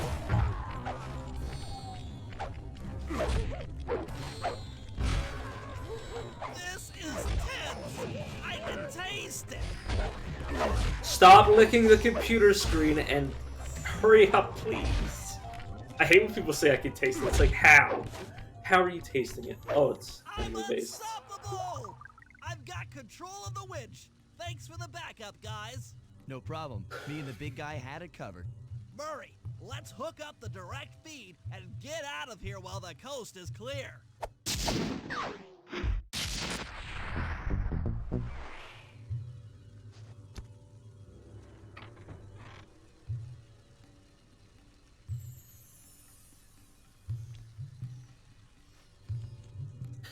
Yeah, that's the, I like how they didn't let Sly in after the front door. It's just like, yeah, you gotta go through the water system again, buddy. It's like, but why? 14 years. 14 years it took him to get out of prison. And he had to climb through a river. Shit, that's Shawshank Redemption, by the way. That I'm referencing. sure that's. Oh, dang it.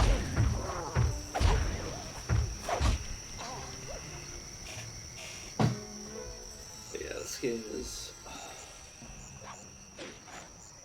What I think is, I think I said the same thing the second time I played it through. Is that, well, I played it when I was a teen, for the second time after I played it as a little kid. But I was like, man, this game is deceptively short. It's like, well, yeah. Like, video games were like extraordinarily long on the PS2, unless they were like simplistic RPGs, like Final Fantasy games. Well, I don't know if those PS2 Final Fantasy games, but like games similar.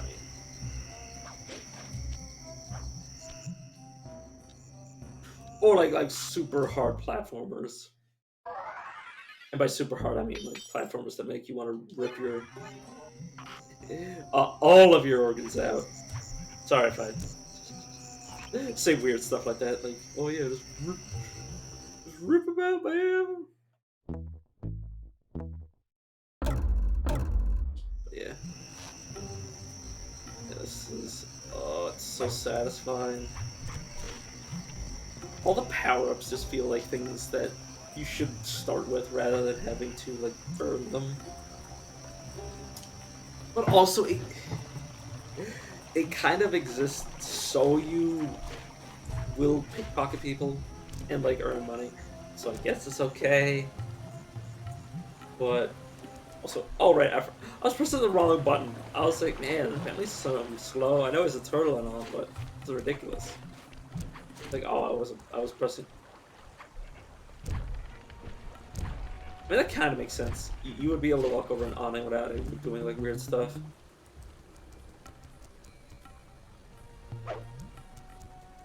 Okay, so you double tap it. Or...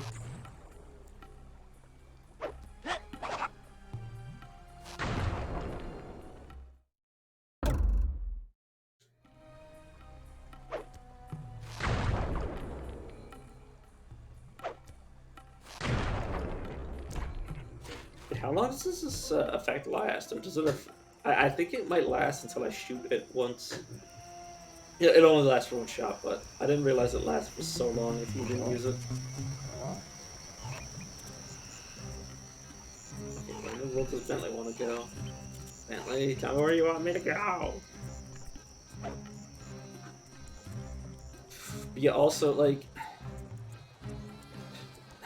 The third game, like I always say, the third game has the best... what's the word? It has the best, gameplay of the three. Like, every single character is equally capable of getting around the map. Rather than in here, you kind of got Bentley and Murray kind of having to, like... They had to build infrastructure for the other characters. But in the third game, you're just like, oh yeah, they all have the different way of getting around, but they all get around. Especially Murray, because he was round to begin with. Hardy, har. I'm a fat guy. I get to make fat jokes. No one can take that away from me.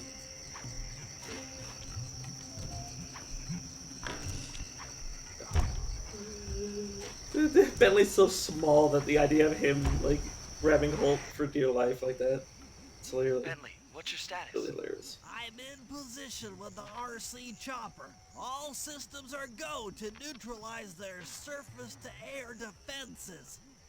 We're going to need free reign of the sky during the heist. Well, be careful. Chopper parts aren't cheap. Hostile has been sighted. Hey, Bentley, use the left analog stick to steer the chopper and hit the X button to drop bombs. Lose track of the Jeep.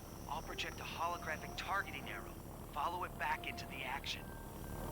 I assume the thing is that they might have built this RC chopper.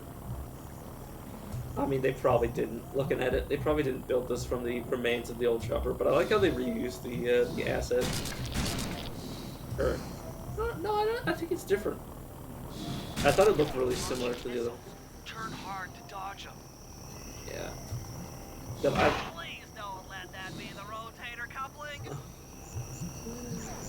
I was gonna say I love this minigame because it's just so satisfying. Like, I remember playing San Andreas, which I think came around the same time. Like, that's what you have to think of, is that this game, for its time, was actually amazing. Like, in terms of gameplay, and in terms of, like, the things that they managed to make you able to do. Like, with, you know, the tools that they had. But yeah, I just love the helicopter sections in this game, and then you have San Andreas where you just like you get the helicopter sections, like the toy plane helicopter sections, and you're just like, well, no, it's Vice City that has the RC helicopter missions. So like you're just like tearing your eyeballs out, being like, why is this a thing? Why is this a thing that you've subjected me to, game?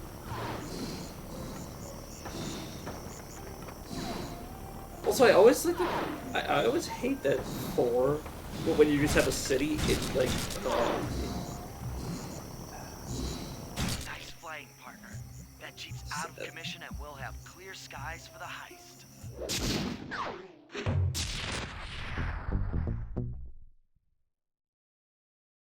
Yeah, we should be ready now. Okay, synchronize your watches. This heist is going to take extreme precision. Here's the plan. I'll start things off by demolishing the palace's main bridge. That should cut off reinforcements from the guest house and hopefully distract the ballroom guards standing watch over the clockwork wings. Sly will then take Carmelita up on her offer for a dance, and while the crowd is transfixed by their tango, Murray will lower into the ballroom on the electronic winch. Once down, he'll cut the wings free and then winch back up for an exit. Murray should then make his way out of the palace. I'll cover his exit with the RC chopper. Once he's past the drawbridge, we're home free. Honestly, more than anything, just for like the recording's sake, the only thing that I care about, like successfully like working, is the cutscenes and like the character dialogue. Like the gameplay, I mean, it's an old game. I'm not gonna be surprised if nobody wants to watch the gameplay, but the story itself, very important to me. Like, I don't want it. We might start as Bentley. Yeah. I kind of dislike that you have to start as a certain character, or like you have to traverse the areas as a certain character. I wish you could just traverse as Sly, because, I mean, Bentley is super slow. In comparison, at least. Like, even Murray feels like he moves faster, but that also might just be like a bias. But Bentley is, like, he has to slow down to make combat. Like, he has to wait for his bombs to work. Where Murray, you just, like, flow into a combat, just punch twice and you're done. Yeah. Let's just sprint as fast as possible. Which is ironic for a turtle. Okay, Bentley. Murray and I are moving into position. You still think you can demolish something that large? It doesn't take an engineer to figure out how to blow up a bridge. That's right. I'll start by placing charges on all of the lower cleats. Once the structure destabilizes, those retainer rings on the upper cleat should pop right off. That should enable me to bomb all of the upper cleats, which will bring it all crashing down. Just watch your head when that thing gets unstable. We need that brain of yours in one piece. Yeah. This is probably where the lag's gonna get the worst.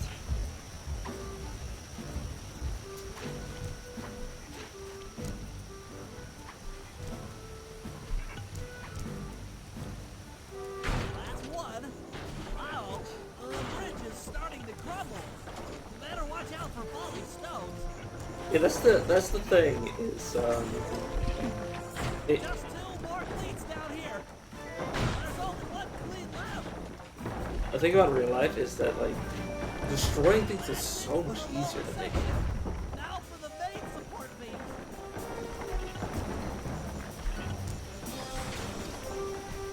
Oh god, I almost. I say almost. Give me a second. I'm gonna go find an enemy to go murder. Oh. Oh, you can't move away to get like healing items or anything. Oh, we started this segment. Oh well.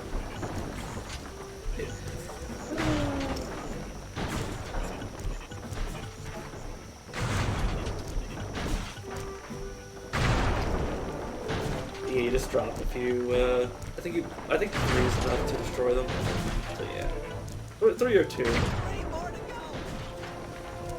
how panicked he is. Just 2 fleets left. But yeah, like all you had to do was break it from the ground up.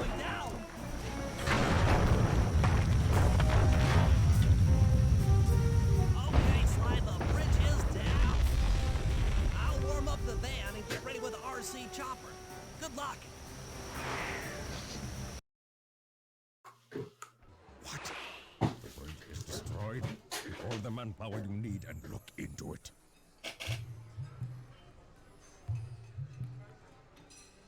Murray, you in position? Check. It looks like Bentley's little distraction did the trick. Initiate phase 2. I'll take care of Carmelita and the crowd. You handle the heavy lifting. Miss Fox, I believe you owe me a dance. About time. I thought you had left. Just waiting for the perfect moment. They're so cute together. God, I'm gonna have to go silent because this is gonna be hard for me.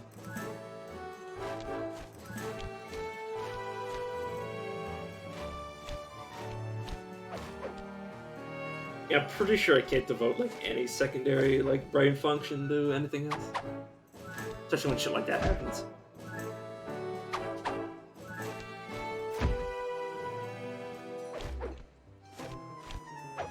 I like you can see Murray in the background. Oh god, I didn't look for a second. You look familiar to me.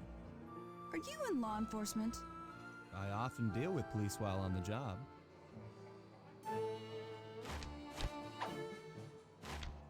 Yeah, that's the thing about this mission is you kind of want to watch Murray doing his thing. So you can't watch the cutscene and focus on the gameplay. Except you guys who are watching, you can just be like, oh yeah.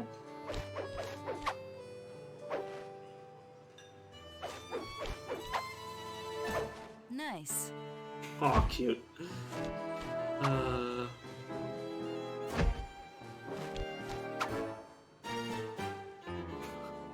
Like he's fascinated. Then a wing just disappears, and then the other one disappears.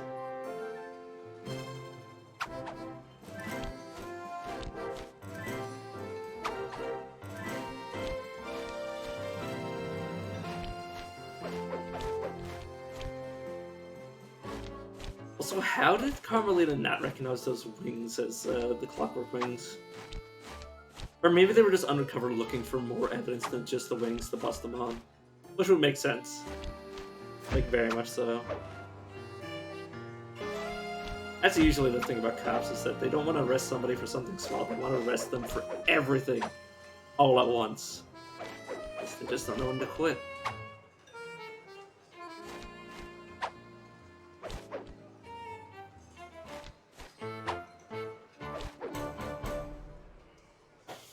Tell me, stranger, what's your name?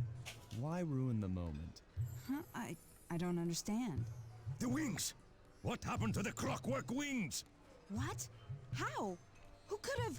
What? Cooper!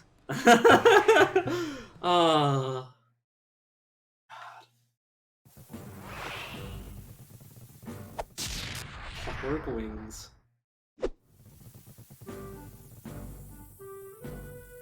Murray, I'll cover your escape with the RC chopper. Let me Just worry like about in the the- guards. You just God. keep moving. Just like in the old days, having to protect Murray. Except this time he's actually, like, These things are heavy! not a coward. I don't know if you can friendly fire Murray. God, I wish you could, like, hover.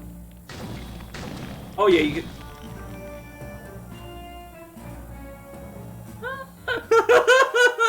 I'm so sorry! Sorry, Bird. There's a problem with this seeking friendly firearm, like I just demonstrated. Luckily, I attempted it early. Like, I wanted to check early.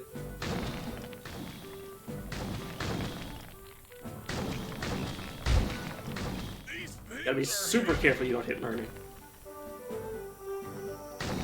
Okay, is there a second one? Oh god. Did I hit him?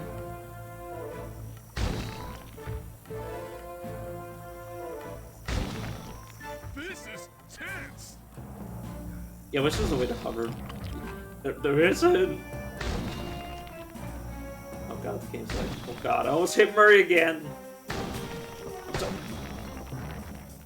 The game's bailing me out. But yeah, if you directly hit Murray with these bombs, he will knock unconscious. Nice flying, Bentley.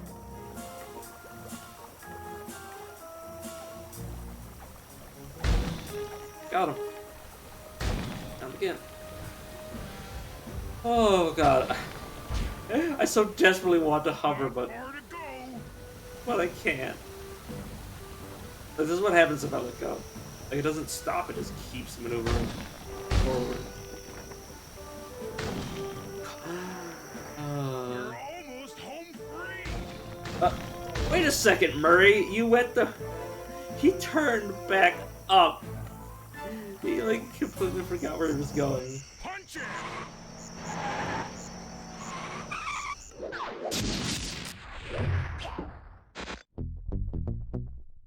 Side, Bentley and Murray. After the gang and I got away with the clockwork wings, Carmelita blew her cover and started making arrests left and right. With his reputation in shambles, Rajan was forced to flee from his own party. He's now in hiding, somewhere deep in the jungle. The gang and I took a break and headed for Bollywood.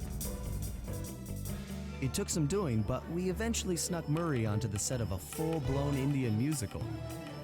I was happy the guys got to unwind, but Rajan was still out there. And somehow, I knew things were about to get tough. He knew that the game developers were trying to screw the player over. So some of the missions in this jungle area are ridiculous. Yeah. You have mild-mannered Rajan, and then you have him a bit upset. Just a tiny bit frustrated with the situation. He's not mad at us. He's just frustrated with the situation.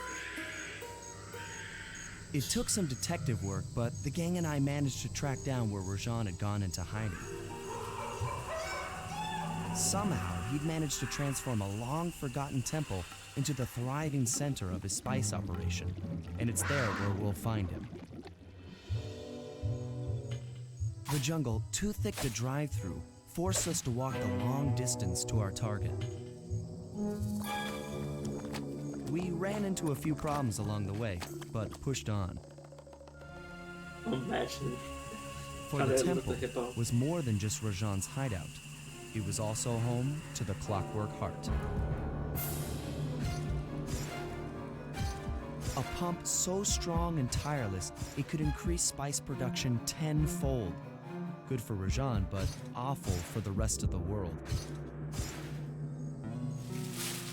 Hope he's not counting on that heart too much, because tonight, it comes home with me.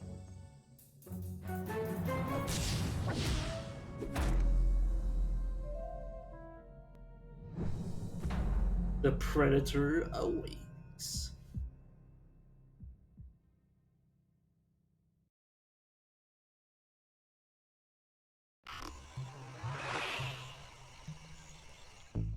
Alright, let's see what the Thief Net has. Snooze bomb. Doesn't seem too useful. They'll slide.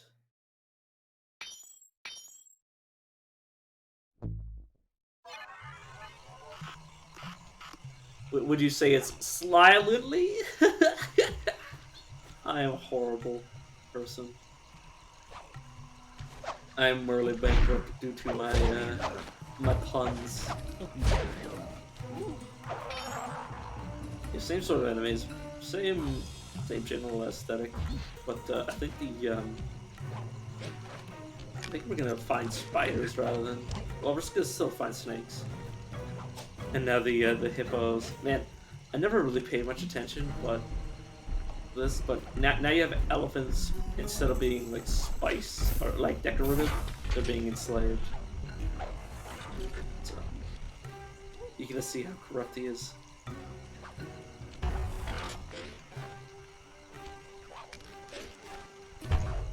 God, the rain is gonna actually probably make this area pain.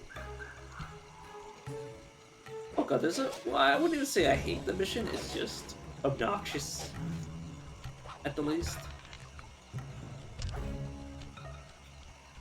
We'll see. Yeah. That jewel, we're gonna need it, by the way. It's a bit of foreshadowing. Well, not foreshadowing, I'm just straight up telling you the truth. Not the other gems for whatever reason, but... Apparently we are, 4 independent thieves that need some money. Which is funny because, like, you know how much gold I end up collecting? Like, man. Or coins. It's like, man. These people really don't give 2 shits about liquid currency. They're just like, we want stuff that's worth stuff. Also, I love how you can see the bottle, but not the thing.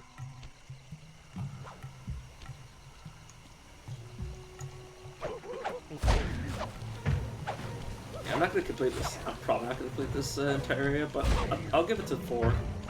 Or, well, not till 4, till 4 hours, and then I'll take a break, because I don't want to burn out on the game. I definitely felt burnt out when I played the first game for 6.5 hours or 8 hours, or I can't remember how long.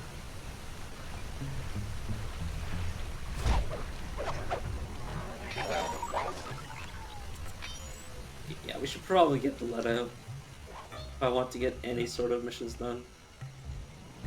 I have plenty of time. I have 2 hours. But so going for all these, I kind of should. No, please. Please. It's something for Murray. Probably on a mission when I think about it.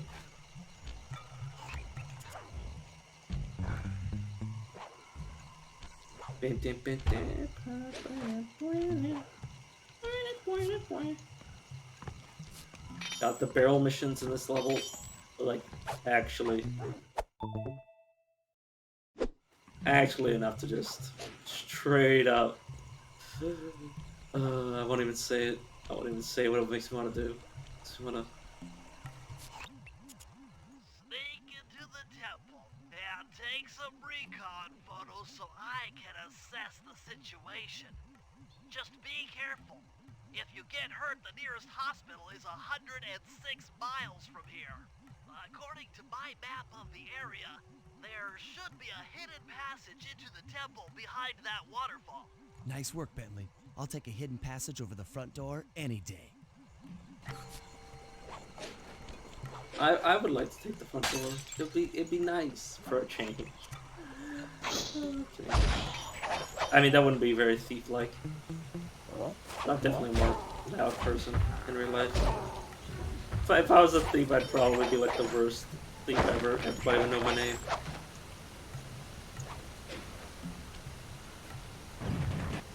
I'm just checking. Yeah, I was just checking Discord to see if somebody added me. But it was just like a troll at. Bingo, you found the spice growing facility. Now, from what I know of photosynthesis, all the expensive equipment should be found at the top of this room. That access tube should get you up there. All right, I'll head for the top.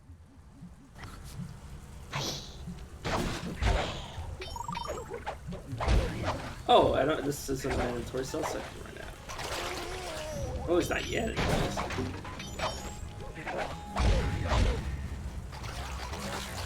Ooh, perfect. 2 for 1 special. And I'm like looking back at all the games that I would love to stream, and or just play again in general. And I'm like, man, how the hell am I gonna get them to run on this PC while streaming? That's my problem. So like,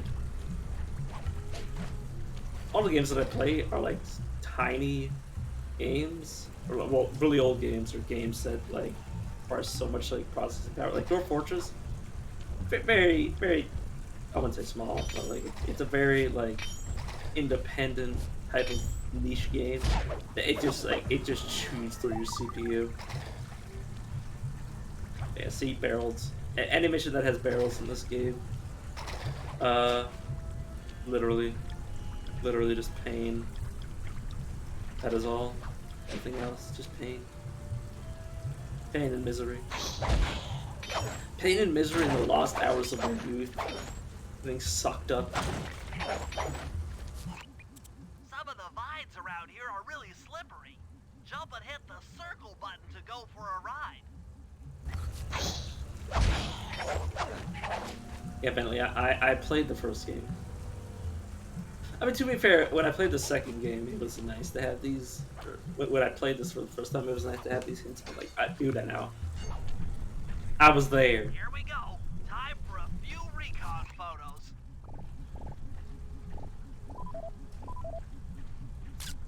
Looks like half of the heart is being used to super irrigate the spice plants. But yeah. Like, imagine the fuel that, or like, but imagine like the hatred that is like causing this guy's heart to continue beating even though he's been destroyed. Check it out. Rajan's carrying half the clockwork heart on that stick. Why? That crane is keeping half of the heart suspended. There's the entrance to this level, only I can't figure out how to get in here from the temple's exterior. Bring those photos back to the safe house. We'll really need to think about this one.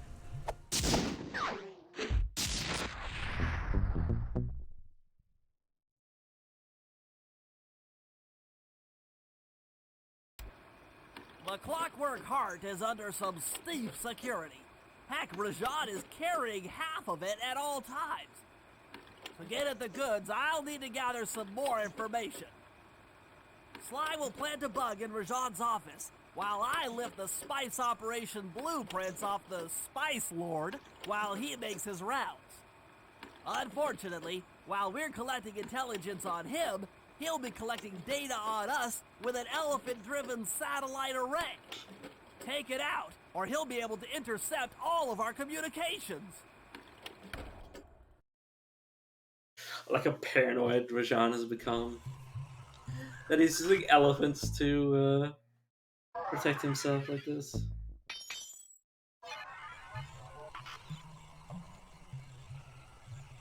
Let's check. There's one. Okay, there's the slime missions.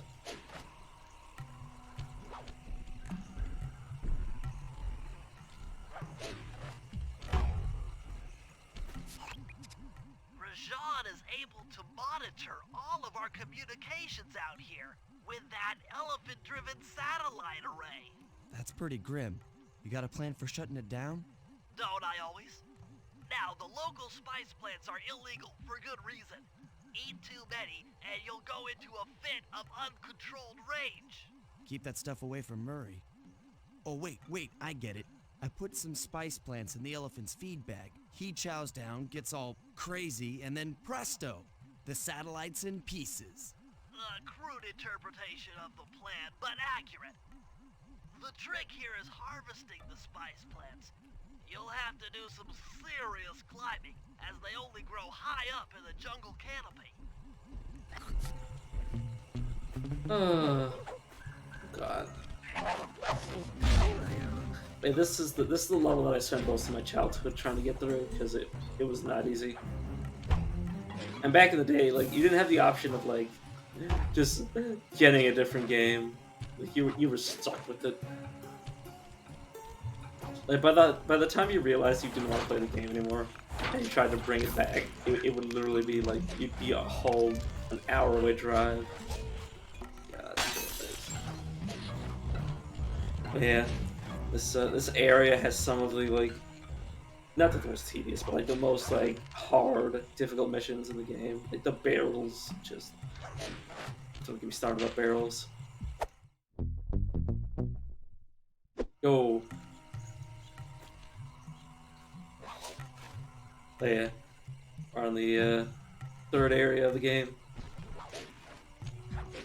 Trying to hunt down Raj. Well, currently we're trying to spice up his elephants.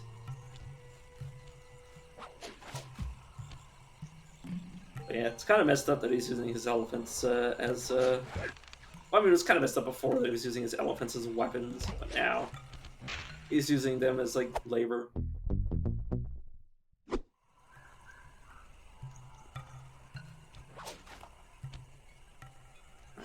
Oh, oh, oh, oh. Yeah, I want to get all the clue bottles over here. Yes. Yeah, there's some slow down, but there's not much I can do about that.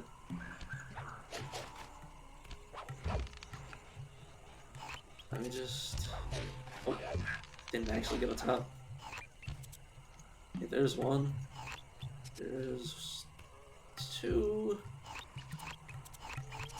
Just pressing the button to see where they are. Okay, we'll get this one, then we'll check over there. Where's the last view? Heck. It's been a long time since I played this game, so I've no... Oh, this place is rocking. I was like, man, when the world does that say? I'm like, oh, it's rocking. Surprised there's the bottle up there. There is, I couldn't hear it. You might be noticing those water basins. That's a, oh god. And these water basins. It's up down here, I'll check it out. But like, these water basins are gonna be useful for a mission later. Or used for a mission later, I should say. Oh well. It's stupid and it works, it isn't stupid.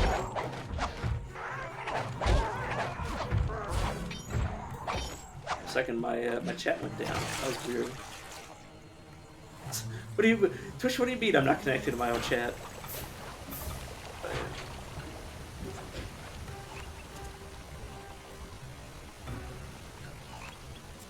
Okay, so okay. For a second there, I thought there was not enough to complete the mission.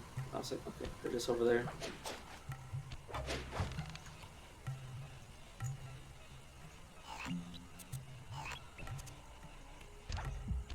I lost. Where is it? Oh, it's over there. What was it? Oh, I should probably get. I'll have to get that bottle later. Oh, please lag, please don't do this to me. Stare at the floor. Can I jump on this? Oh, no. I was like, maybe. And then maybe not. Oh god, the game does, or the emulator does not like the game's water physics.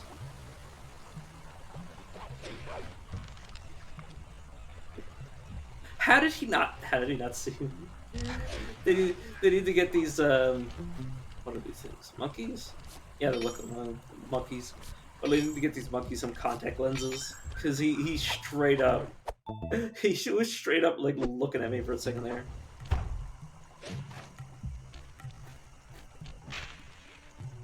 Yeah. I was talking about earlier, like, why does Sly wear like a mask over his eyes when he doesn't wear any pants?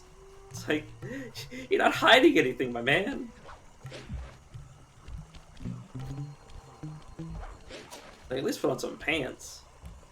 Like, cover up your tail. Like, how many raccoons are there that you can get away with, like, not concealing yourself at all? You're a thief. Maybe just does it for, like, an aesthetic choice.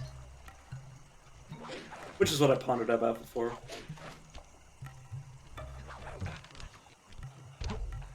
Just thought I'd mention it again.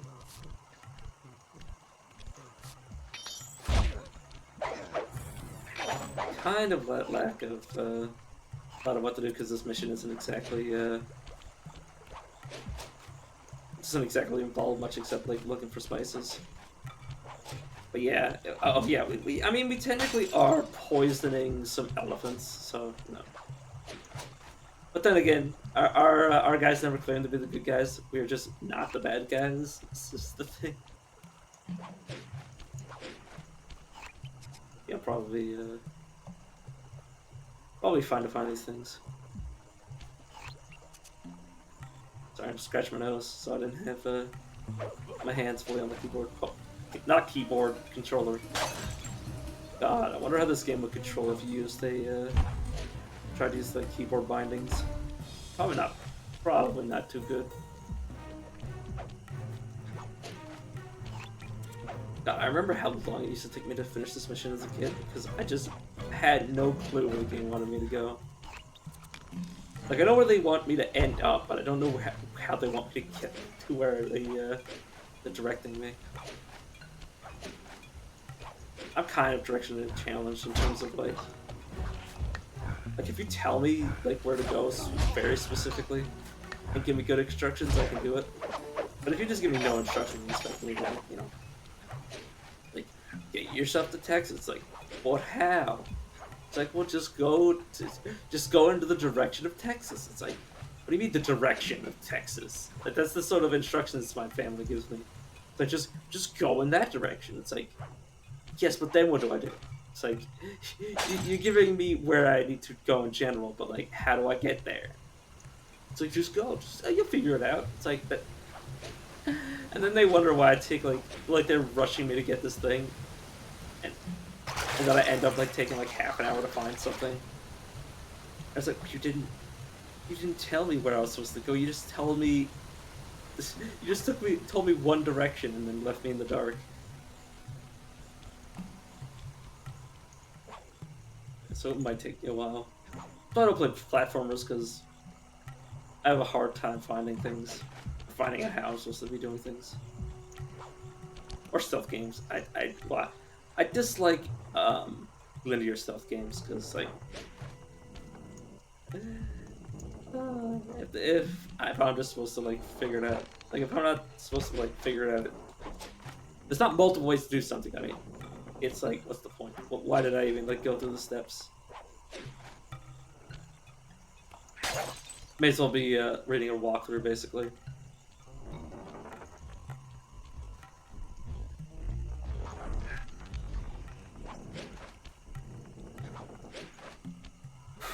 Sorry, I'm just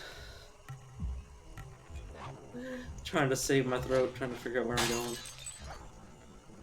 So if I just, like, keep constantly talking, my throat's not gonna last all day.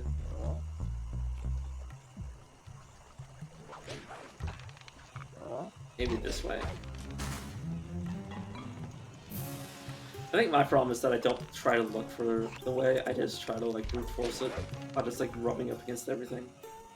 Rather than, like, taking time to, like, look. God, I remember this. Oh, God. My poor childhood self having to deal with all this, crap.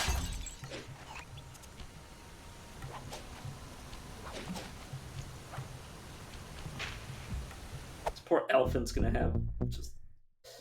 I was gonna compare it to Mexican food, but I don't think Mexican food really makes you lose your mind. I mean, who am I to say? I've never eaten. I might have eaten some, like, Mexican adjacent food, not like actual authentic Mexican food. So I'd actually have to live in Mexico for that, or know somebody who's Mexican and knows, or maybe at least that's what I consider authentic food, is when you, like, have it made by the person from there. That's just me. I don't really know. I'm not a connoisseur of foreign foods. I just sort of, like, eat poutine.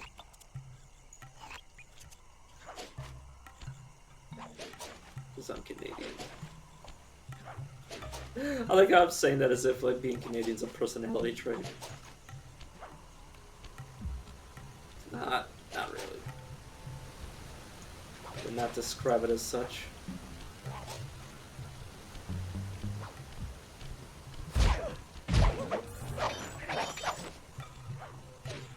Yeah, Yeah, I might want to go on a bit of a looting spree.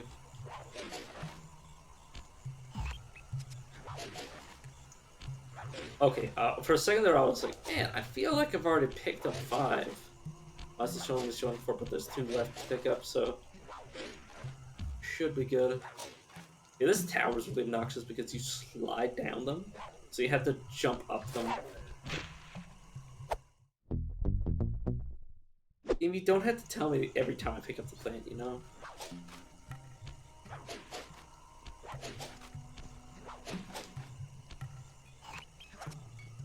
I can never get over how well made this game is for its time.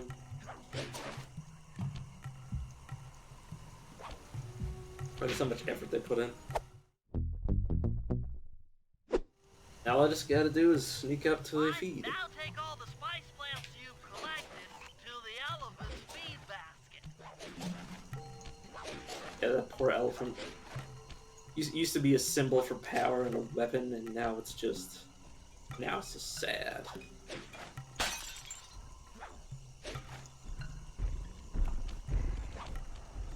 Sayonara, satellite array. Poor elephant.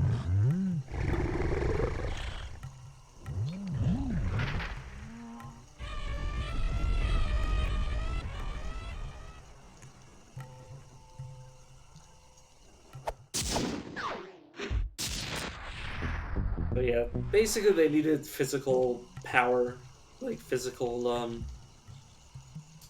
energy. God, that is so weird that it's something like that. But they needed physical energy, or physical. They needed to use physical movement to power this satellite because it's who in the world's gonna be able to wire electricity out into the jungle? It's just literally. Well, I wouldn't say literally impossible, but literally, like, improbable at the very least.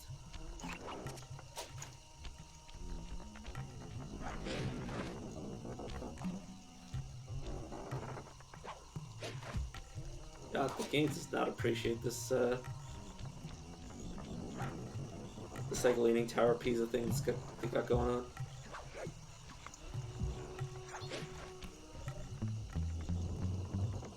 Once again, this guy needs contacts. He has no peripheral vision. Oh, okay. His sense of touch is not gone. At least. Sly, the insect in that pool is a rare Indian water bug. If you can carry it into Rajan's office, its wings will transmit local sound waves at a frequency I can monitor. Let me get this straight. We're gonna bug Rajan's office with a bug? It is an elegant plan, I agree. Now pay attention. That water bug can only survive in stagnant pools. If kept out of water too long, it'll become unhappy and likely draw the attention of local guards. Looks like there's a few pools along the way to Rajan's office. A short swim every now and then should keep our little friend quiet. But yeah, basically, this mechanic makes it so you can't fight. Oh god. Okay, so let's actually get the plan of attack first. Okay, let's try to go as fast as possible because I really don't want this, this bug to get in my way. Because he really can. The best way to deal with the bug is basically just to never be in a position to be attacked. So even if the bug starts freaking out, that's fine. See, because that he alerts scars like that by sending out frequencies.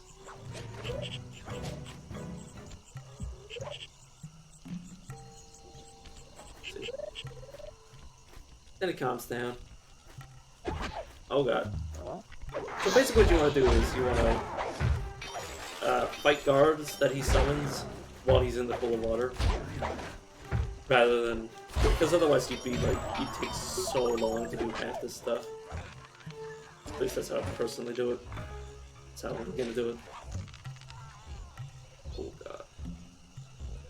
But like the best method is just to get rid of every guard you come across.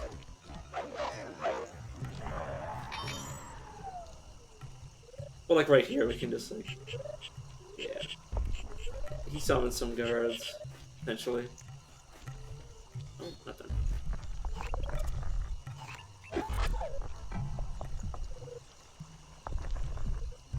But you want to go really fast, because otherwise it's going to alert the guards around you. You're not going to have a chance to water the bug.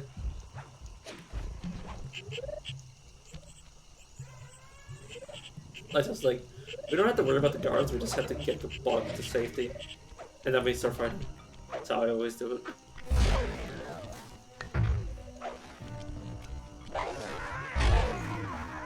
Yeah, he should be insane now, so he should be fighting everything. See, he just tried to attack the goat.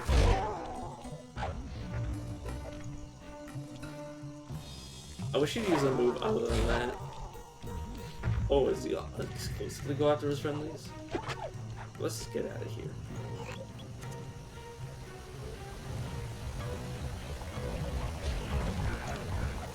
Oh. Oh, and the bug's dead. We lost the bug.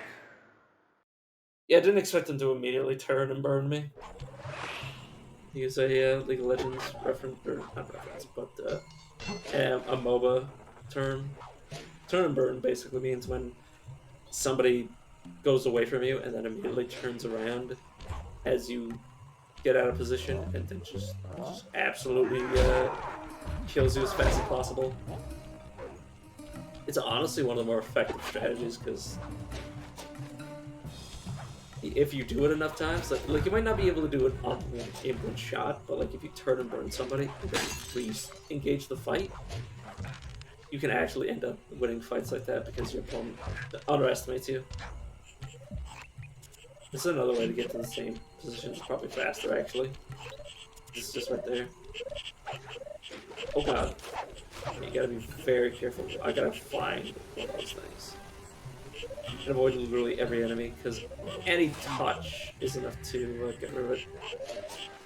Well, any damaging touch, I mean. Not just any touch. It's like a loving hug from Murray just destroys the bug. Oh. That would be sad.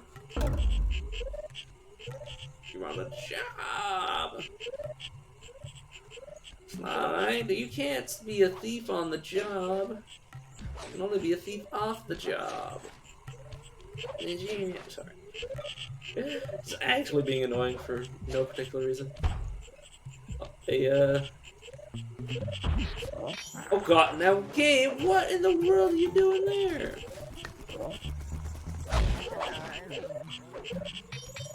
The game legitimately... Okay, I need to change that. Yeah, one... Not you. This one there, this one there. There we go. And then there's Stealth Slide. Let's actually try Stealth Slide. Sorry. Oh god, I used to love this ability. Okay, this is going this. This... No, this. Okay.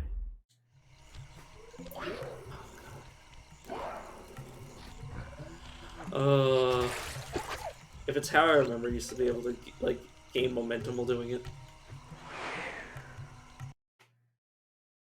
This place might have a few traps from what I remember, or might not. Yeah, of course it does.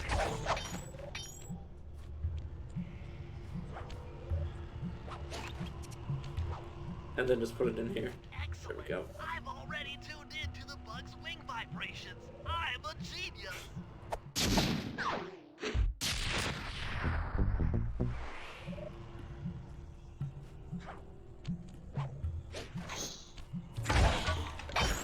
Who keeps, like, even if they're tame, who keeps venomous snakes in their, like, office? Like, literally, like, why? What does that serve? It's like, oh yes, my room filled with, high explosives right next to my, you know, place of business. You know, I hope nobody destroys my firework factory that I placed next to an orphanage. Like, come on, dude.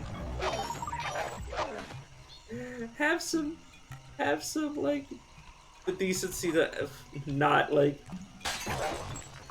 put things.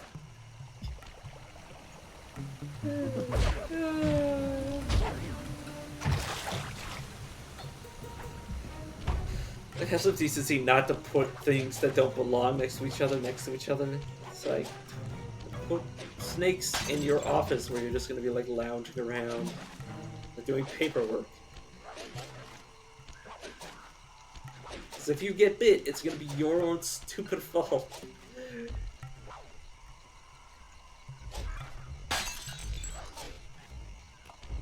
Like, not only can you not blame anybody else, you also.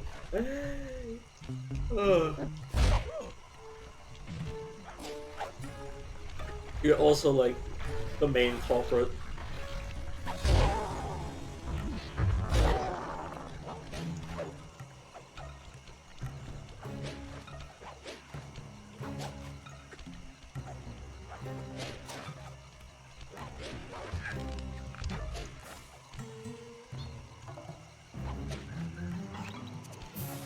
Was there any more slime missions, or was it just Bentley?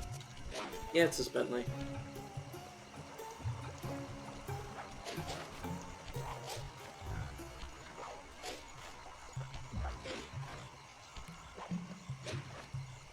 Oh, that's one way to get back to the base. Just die. Give me a second. I need to. Oh, I'm yawning. I need to figure a way back. Figure out a way back. Sorry. Sometimes I say words like I don't order my sentences properly, so I end up saying stupid stuff. Not that that's any surprise. Let's go with Bentley.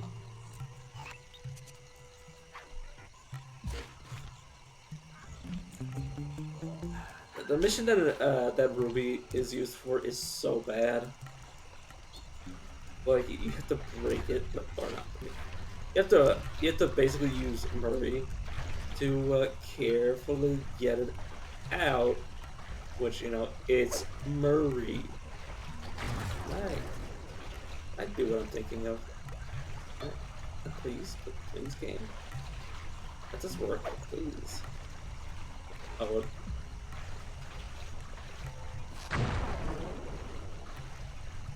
Sad. Very sad. I was like, hey, maybe Bentley can do it like this. Oh. I was hoping he'd grab him. Alright. Hold himself up.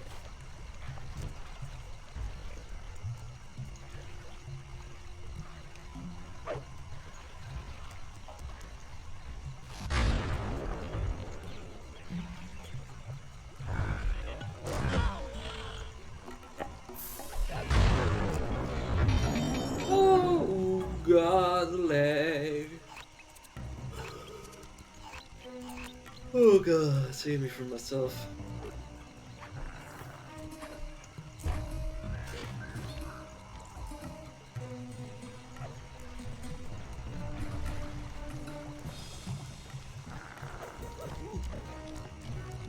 I'm gonna say careful. If I do this properly, I'll be able to.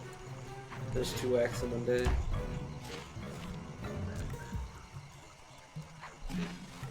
I totally forgot that the game is actually, like, relatively short.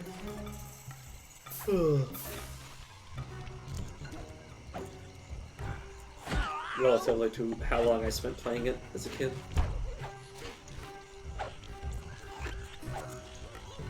This is what I mean, like, sometimes you're, like, traversing with Bentley, and you're like, how in the world do I get where Slide would just be able to, like, jump up to easily?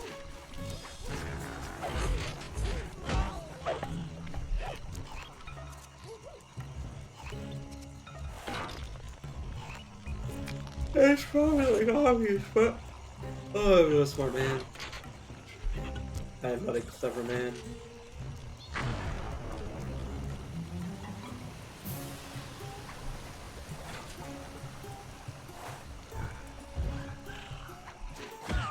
Yeah, and I'm dead. Sorry, Bentley, I am directionally challenged. You guys ever watch One Piece and seen that scene where Zoro's trying to find like his way to somewhere, and like all he does is like run up and down like corridors, like on directionally challenged, but like not even to that degree.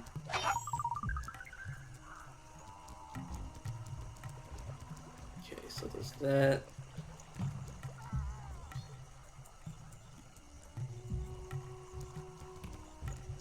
That way.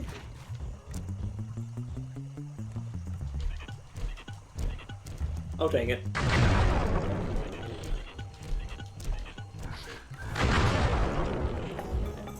got it cheesing.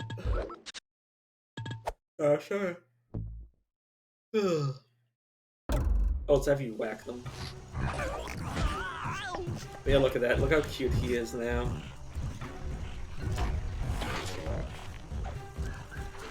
Oh, God.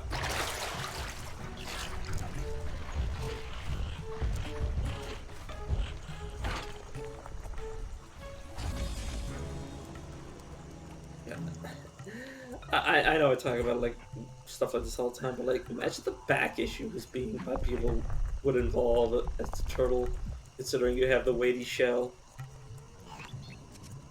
It would probably actually cause a pretty major like life expectancy reduction.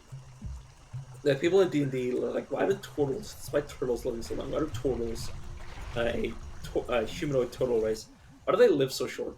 Oh, let me get that. As I expected, Rajan is out for his daily tour of the operation.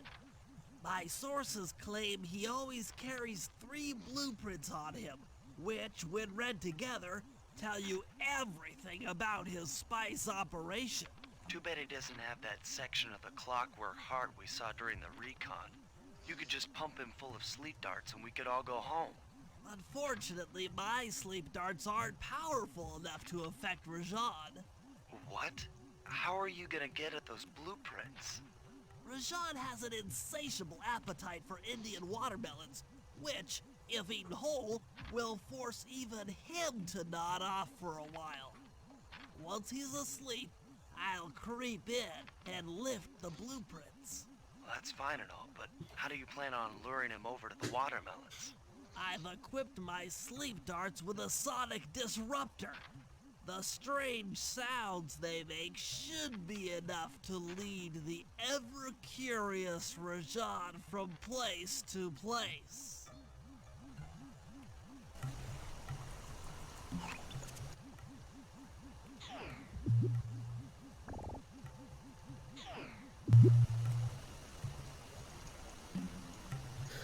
Why shouldn't I? Why shouldn't I eat it?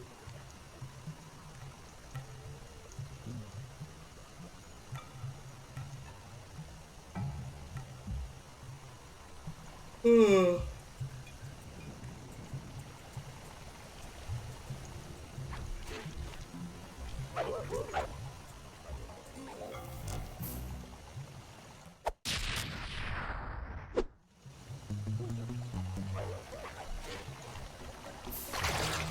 God, I'm so lucky that he didn't kill me. Oh god, or maybe he does see me. Oh god, oh god, oh god, oh god, oh god. Bentley's the brain, and he'd prefer that his brain stay inside of his head. Okay.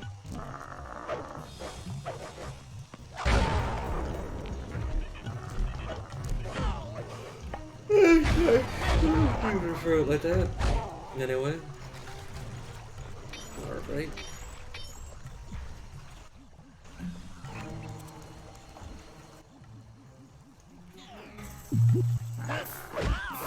Dang it. Bentley is so squishy. And he's so bad at combat in this game. I think 3 is actually, like, pretty decent in terms of combat. Like, I can manage to. Oh, yeah, they're pretty good.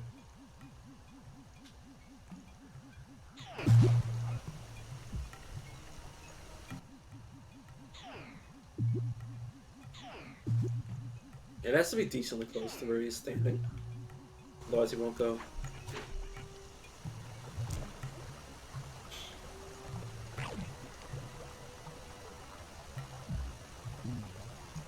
God, this man makes me look like a light eater, eating full watermelons.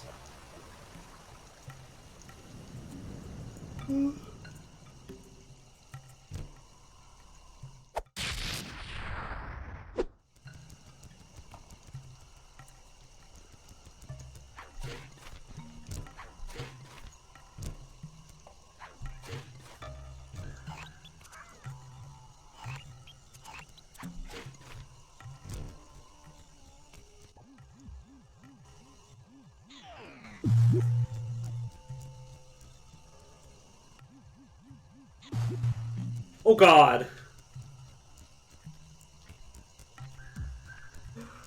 Oh.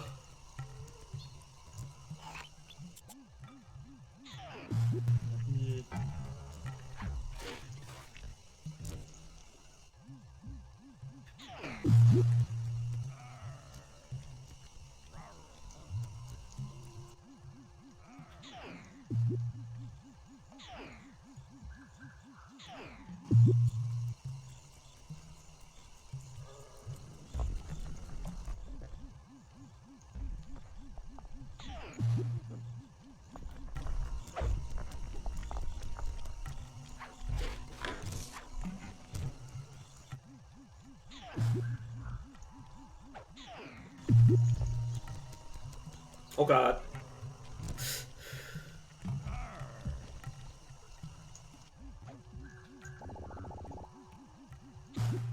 Oh yeah, just lead him right to me.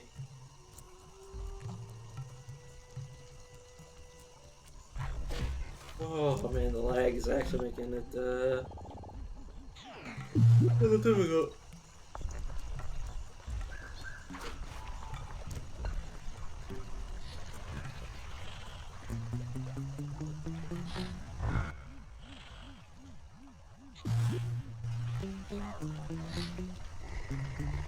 A viper in the grass. That's actually surprising because I thought he was eating the melon. I thought I was gonna get a cutscene while I was messing with the rhino. Oh yeah, be careful. And now Rajaz, oh, back you. Oh God, sorry. Yawning because I'm physically exhausted.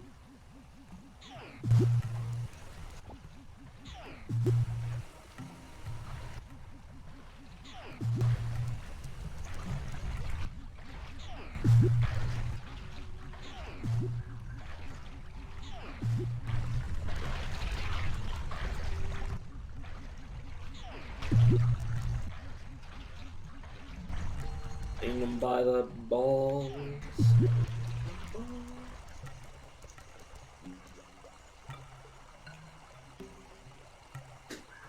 Yeah, we should be good.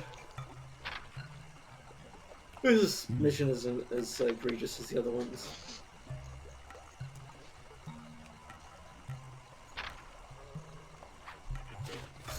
I don't think it's him looking at the actual blueprints. How? That goat literally What? just... The blueprints! They have been stolen! That's the complete set of blueprints. Great field work, Bentley. You're really getting the hang of this. I like how he says that and then he runs away. He doesn't even try to look for them.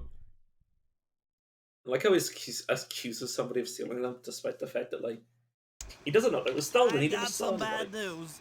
Rajan has gone into hiding somewhere in the temple. I guess the destruction of his satellite array and my invasion of his personal space to get the blueprints spooked him. To get his portion of the Clockwork Heart, we'll need to drive him out into the open. Given Rajan's spy-saddled temper, I'd recommend making him angry. First, we'll destroy the center of his operation, the spice grinder. Then we'll demolish the dam above the temple in an attempt to flood him out.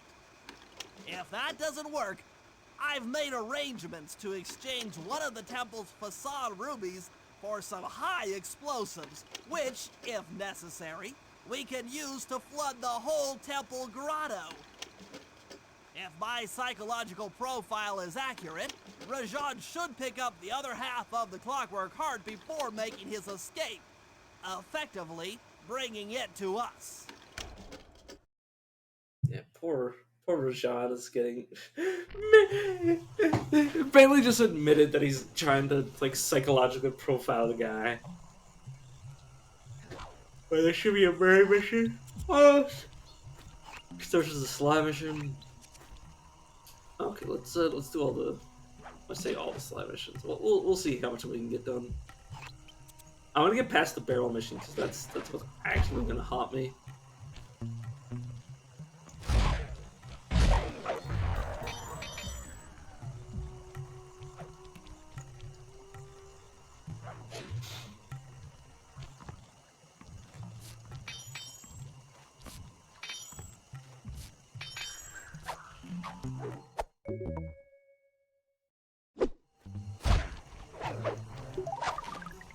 Alright, we got that. Oh, I hope somebody comes in here just to watch me do the barrel missions and just watch me torture myself.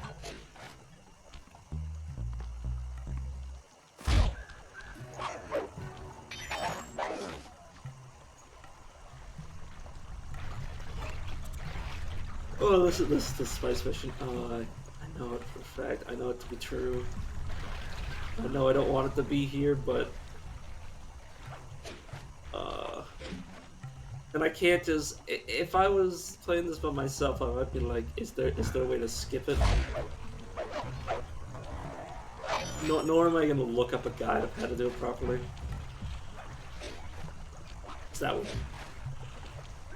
I don't know, make me feel like a, just like weirdo, but like make me feel like I'm like afraid for you guys to see me fail, which doesn't make any sense. Not in terms of like, it wouldn't make any sense for me to not win you guys, or it makes no sense that I would want to like hide that from you, considering I've claimed to want to show you guys everything.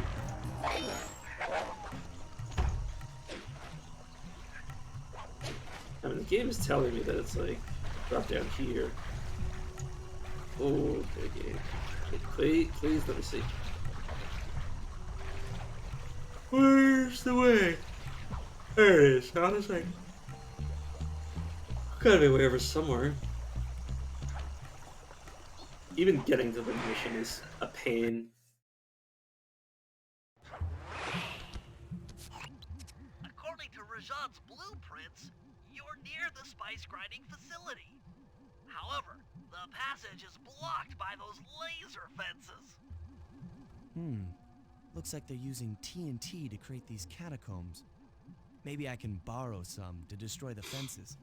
You're the demolitions expert. How am I supposed to use that stuff? Oh, it's simple. Just jump in, walk the barrel to your target, jump out, and get clear of the blast radius. But be careful around floor lasers, Sly. The TNT barrels won't work on them. Attention guards. Yep. Make sure all laser fences are operational to protect the spice grinder. Oh, this is the problem with the mission, is that you can't get out of the barrel at any point, because then it will just explode on you. Ugh. Actually a nightmare. Not nightmare incarnate, this mission for me. Oh, of course it's took a hit.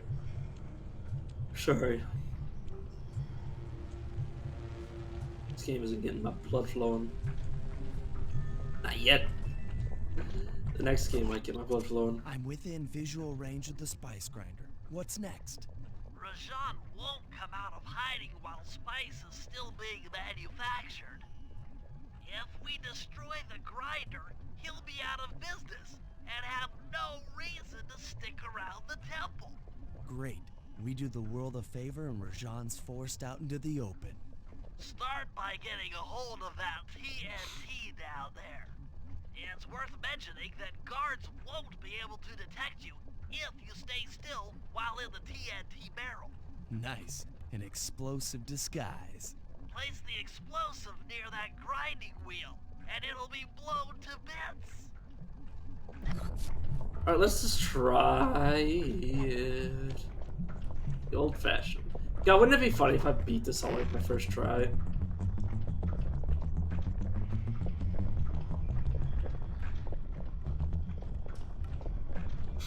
Like, it would actually be hilarious.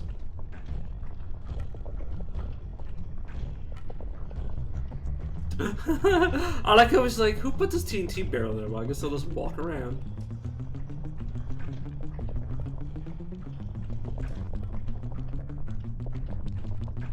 So I'm just looking for the way up, which might be somewhere else. Let's just do the old-fashioned thing of just breaking everything in my path. Shit like that is why I just hate this mission.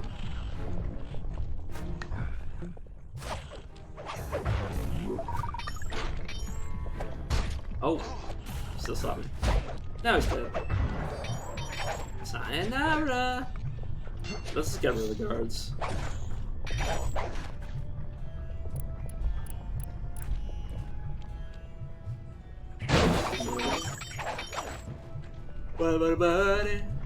Buddy. Money, money, honey, money, money, money, money, money.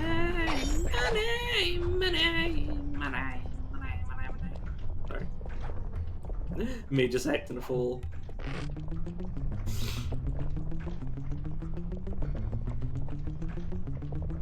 Yeah, my problem with this this mission is that it's so tedious.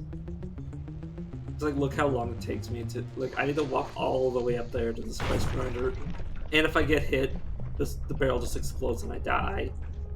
It's super annoying. You know who should have done this mission? Murray. Or Bentley. Bentley would have been able to destroy everything. Like, he wouldn't have been able to use the barrel, but he wouldn't need the barrel because he has explosives on. I don't know. It's my hill to die on, and I'm dying on it. Wait, can I be seen by these lights? No, I can't. Okay.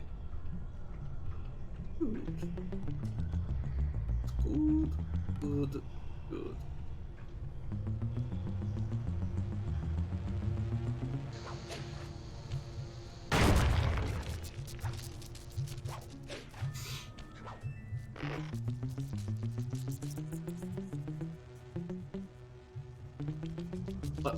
What was the point of blowing that up again?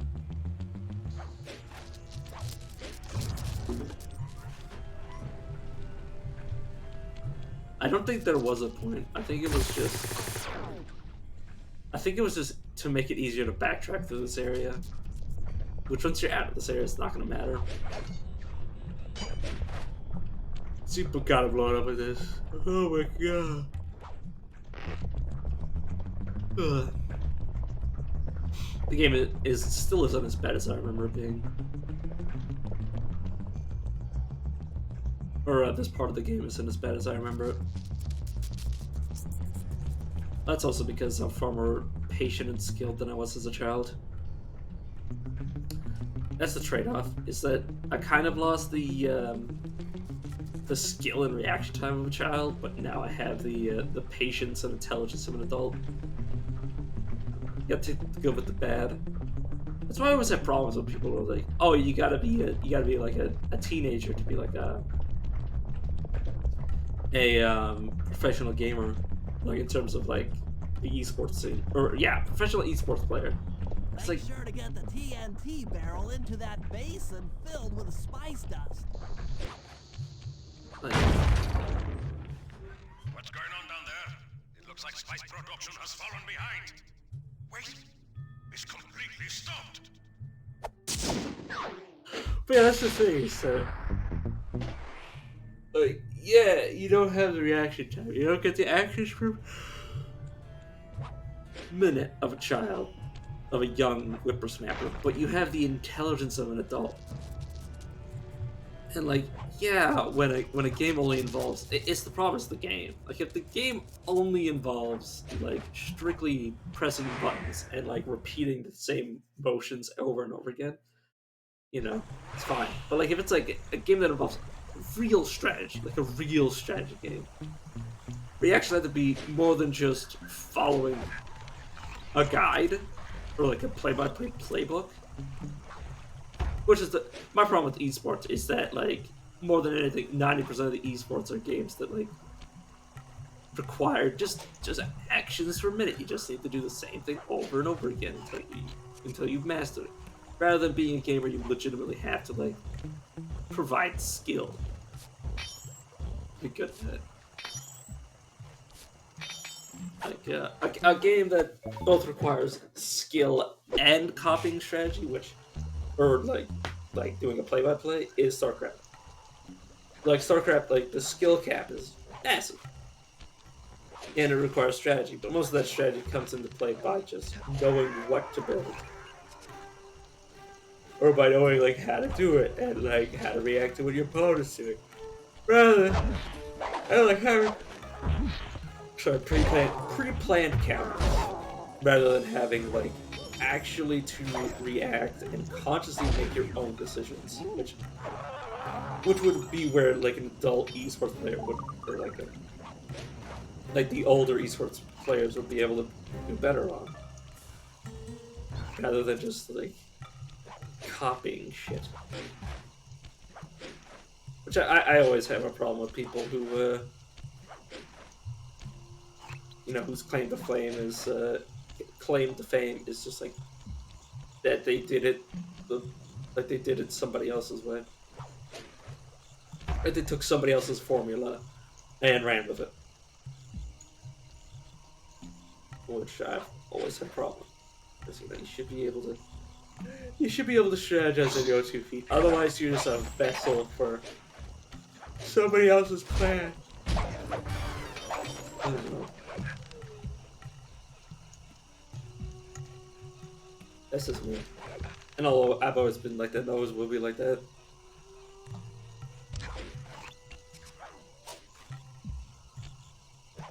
Because I always like to believe that, like, if I do anything, it's gonna be because I did it, rather than because somebody else either told me to do it, or I'm just copying somebody else.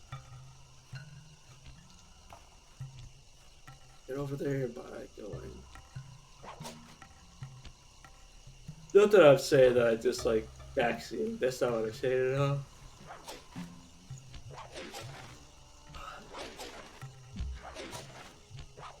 It's basically I hate meta. Meta is essentially when everything is done exactly the way that it's like planned out, rather than like any sort of interpretation. And you're more so like a fighter pilot than like an actual like aero like you're just piloting something somebody else made for you. Like you're just a pilot, like a plane, rather than like the person who built the plane, who came up with the design for the plane and is now like piloting the plane himself. So that's how I think of it. Well, like there are people that could hypothetically be both the brains and the actual like brawn. We've been contracted to acquire that huge ruby of Rajan's for a local crime ring.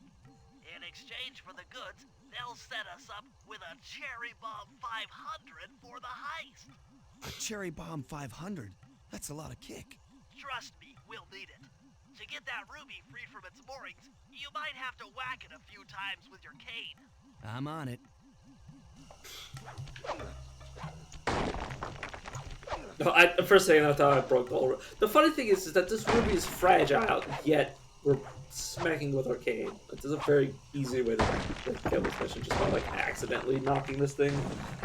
Like that should have broken it. Like based on the game's the gameplay that's about to happen, it will just completely you're lose. on. Slice knocked the ruby loose, and now we need your muscle to get it to the buyers.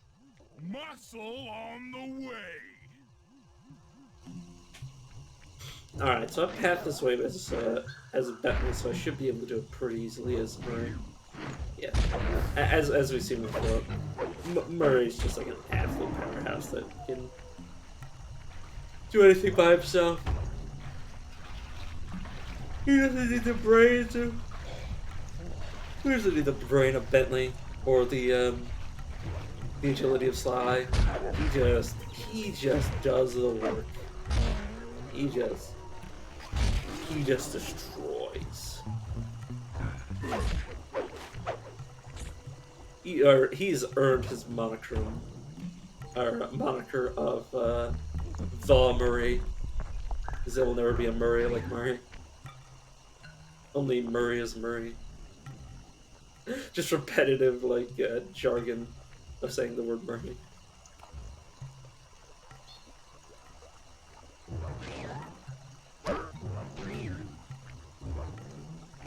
Also, like, how do these... I have to mention, how do these plants do what they're doing? Also, if we get past this mission, the whole rest of the level is a cakewalk. Just to mention it. Murray, you can pick up the ruby with your stomp move. Despite its size, that rock is really fragile. Bentley will run ahead and inflate cushions that are safe to throw the ruby onto. Use them, or this operation's a bust. Now, head out to our rendezvous near the waterfall. Actually, the super fragile. Also, smack it with your cane. Also, drop it several times. God, wouldn't it be funny if you could just like beeline it over this? Yeah, we've got to go over that, like those gaps. So watch this. Yeah. Sometimes that doesn't work. I've had it numerous times fail, where Murray will decide to chuck it to God knows where.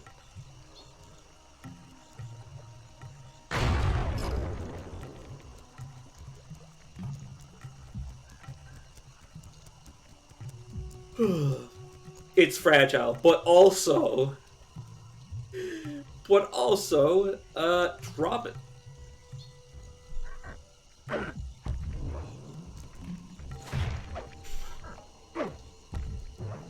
yeah, that's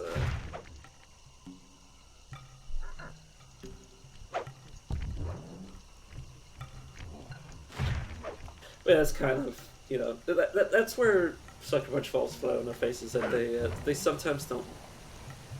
This ruby is near flawless. I'll recommend to my superiors that we purchase it. Take it to our buyer and complete the contract. Oh, okay. Oh, we still have to take it to the buyer. Okay, I was like, hot damn. If that's the entire mission, I was worried for nothing. Oh god, it's stuff like this that, oh no, I just jumped down. Okay. I was about to have a freaking fit. You can't jump, you can't. Oh my god. You also have to stealth, and it's like, why? Why, Bentley? Why have you left me behind, Bentley? Bentley, where are you, you stupid turtle?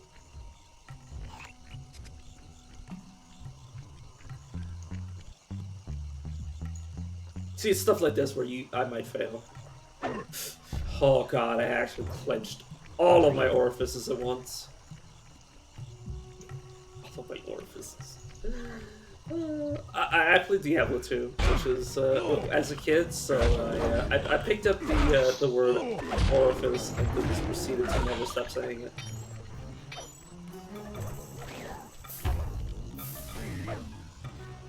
Orifice has been part of my vernacular for about as long as I've lived. Ever since I've been 6, which is when I played Diablo.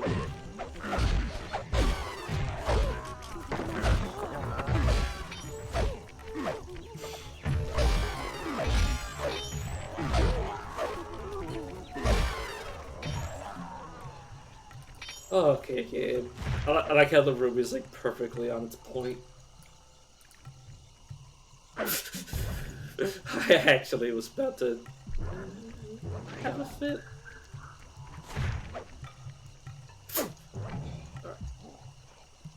I must say, the Cooper gang certainly lives up to its reputation. This is a true Indian treasure. We will honor the bargain and provide a cherry bomb 500 at the time the turtle requested.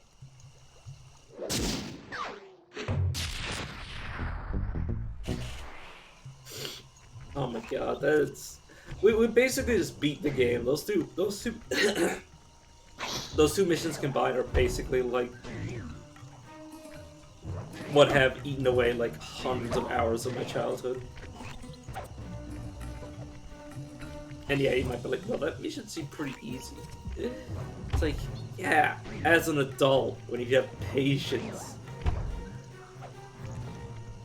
As a child, and you're like, this is so slow, I just want to play the game. Yeah, this is the last mission, then we'll have Act 2 done. And there, I think I'll leave it. Leave everybody wanting more. Yeah, I love this. I love the heists. All the heists are really good, but this one has a special place in my heart. You'll see why soon.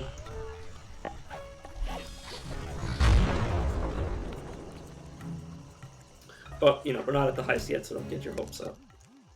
Rashawn's holed up in his temple. Got any ideas to force him out of hiding? My research indicates that tigers have an aversion to water. By destroying that dam, the temple will be filled with a runoff. Flooding him out, huh? Good plan. But I don't think your bombs are strong enough to do the job. You're correct. Fortunately, while monitoring the bug in Rajan's office, I overheard that a new autopilot attack helicopter had just arrived. It's sitting inside this truck. Stay sharp. That dam is sure to be well protected.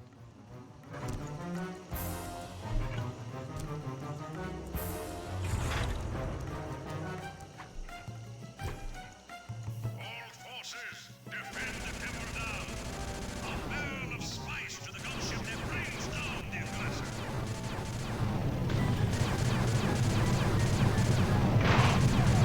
Yeah, this is one of my favorite missions in the entire game. Right here. It's just so satisfying to be destroying everything. Like, you really...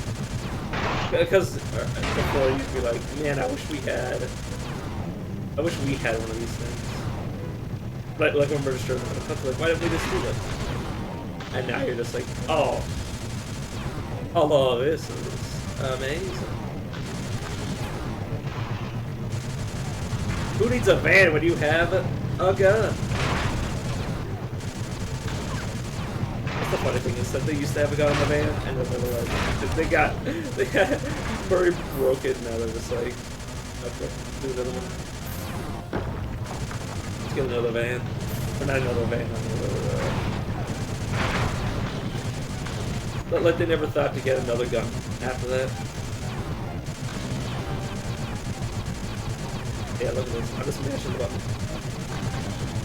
But yeah, the enemies have dumbfire missiles rather than, oh no, I think those are on course. Yeah, I think you can tell when they're coming for you with the spiral. Oh my god, this is a little bit egregious. Oh. You're fine, Bentley, just relax. Calm your... I don't even know if... Are turtles mammals? I think they're reptiles, so I don't think they have... I think they lay eggs, so yeah, they don't have nipples. Relax your Quaker, or whatever you have. And it's a bird thing. Turtles might have Quakers? I don't know. Quaker's basically when you have all of your body functions coming out of one hole. Well, not all, but most.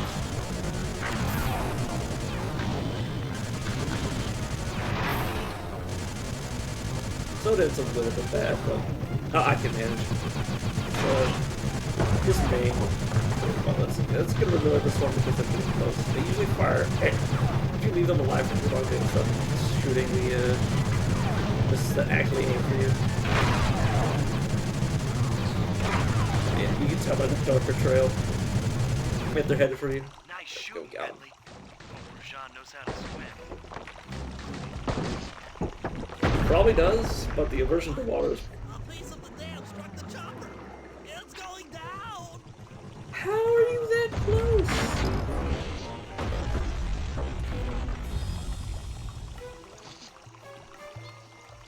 Ooh, ow, ah, oof. But yeah, you can now jump inside of that tower.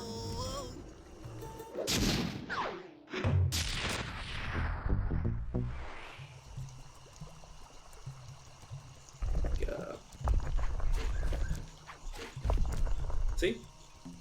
Watch the sea. It's totally badass. Perform some so let's say child abuse. Child abuse on the elephant. What is wrong with my brain?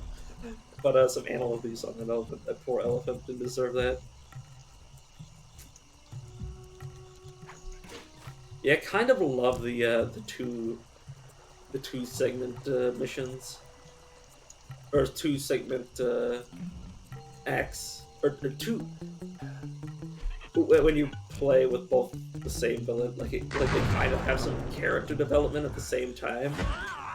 Like Rajan goes from this guy who wants to prove himself, and now he's a guy who's just paranoid trying to protect his spice business, and it's kind of gone a bit like crazy. And we're also making him crazy, so you kind of gotta get the whole package. Also, like, how many games do you know that have friendly fire? Where enemies can hurt each other. Like, it's kind of rare. Also, I do that all the time, where I accidentally forget the buttons. And, end up hurting my characters.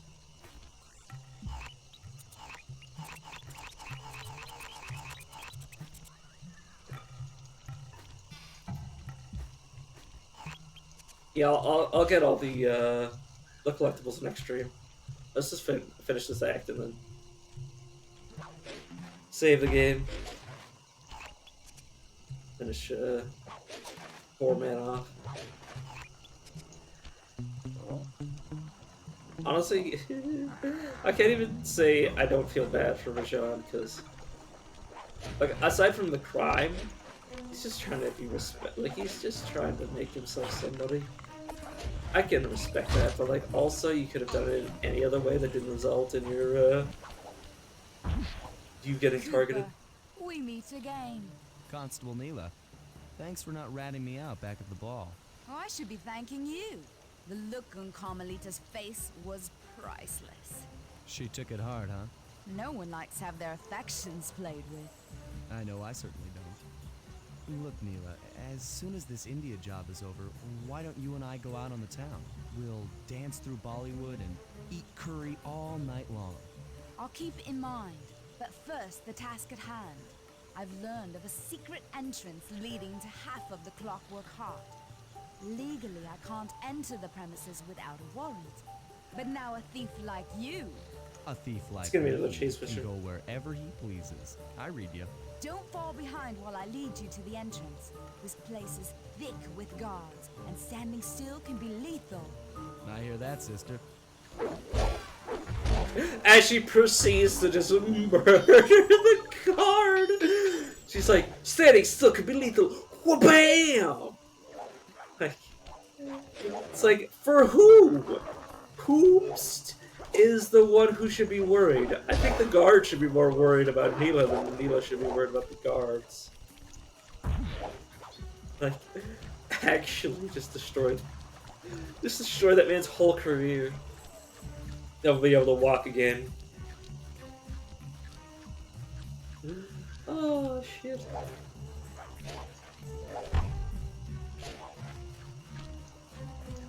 But you can kind of tell, based on her behavior, that Neela's a bit of a double agent. Like, I mean, she's just straight up... Oh god, she knocked me off. She's straight up, like, giving us information. Oh god. That might be the mission over. Yeah. Got bored waiting for you. But yeah, she's like straight up like giving us information that she shouldn't be giving us, so. Luckily they're checkpoints. Oh my god, this is the first game, like we wouldn't get a checkpoint, we would just our lives would just end.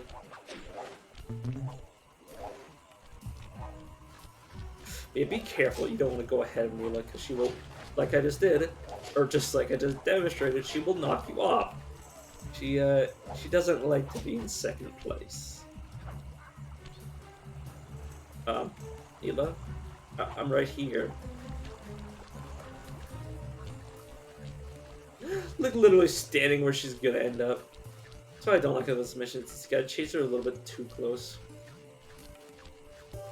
And sometimes there's parts where you've got to worry about the guards that she doesn't get rid of. And she knocks you down. Well, I was gonna pick this pop. Yeah.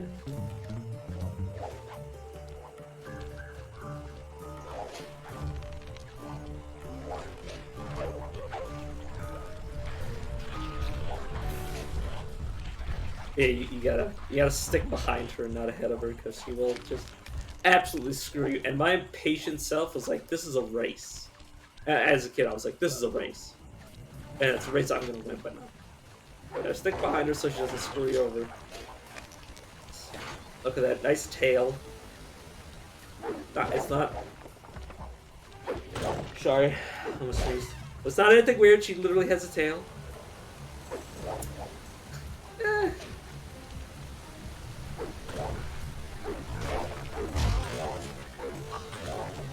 But yeah, stuff like that, where she doesn't kill that guard and that guard can slow you down.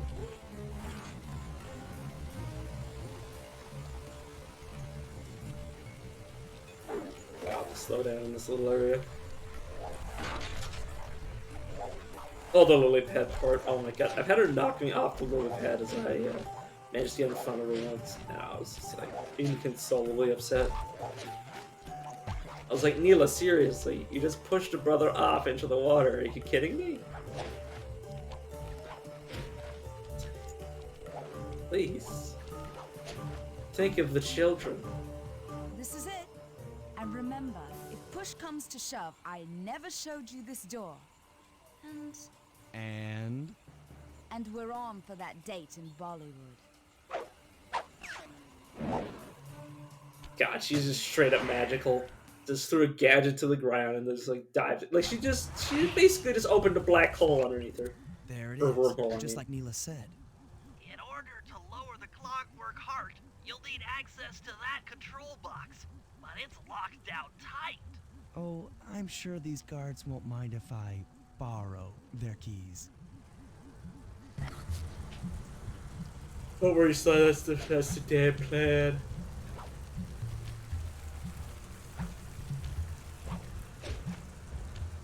Yeah, luckily it's only 2 because they realized that like the because of the limitations of the PS2, like you wouldn't be able to save mid mission, so it would kind of be like a kick in the teeth if you like lost after chasing Neela. My voice cracked for a second there. I say that, but my natural talking voice is a lot higher than what I speak. It's more or less like I've described before that the reason I talk like this is just so my throat doesn't want to die. I might have to go the long way around. Or I could just cheat. Assuming this guy doesn't just make me fail the mission, I can just cheat. Instead of going the long way around to get behind him, I can just smoke bomb him and get behind. Oh, it's so scummy. Combo. Yeah. And it's just man. Me as a kid did not even think about using the powers.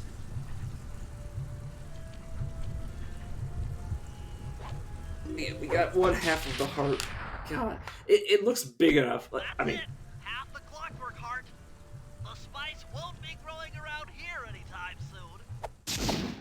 like that half of Clockwork's heart looks bigger than my entire like torso. I'm saying Alexa, I'm a portly guy. Partial flooding didn't work, so it's time to go the distance. Blowing up the temple's elephant mouth should turn this grotto into a swimming pool. I'll cover Murray from the chopper's gun turret while he pries the mouth open. Once that's done, Sly will need to walk the Cherry Bomb 500 into the throat. Then get to high ground as fast as you can. Rajan is sure to show up and be extra angry. Jump him, snag his half of the clockwork heart, and we're out of here.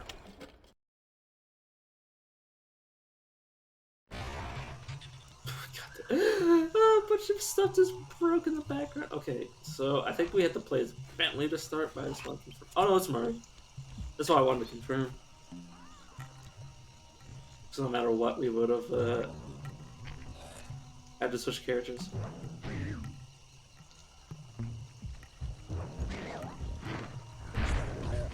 Oh, I missed. Alright. Oh, doesn't matter.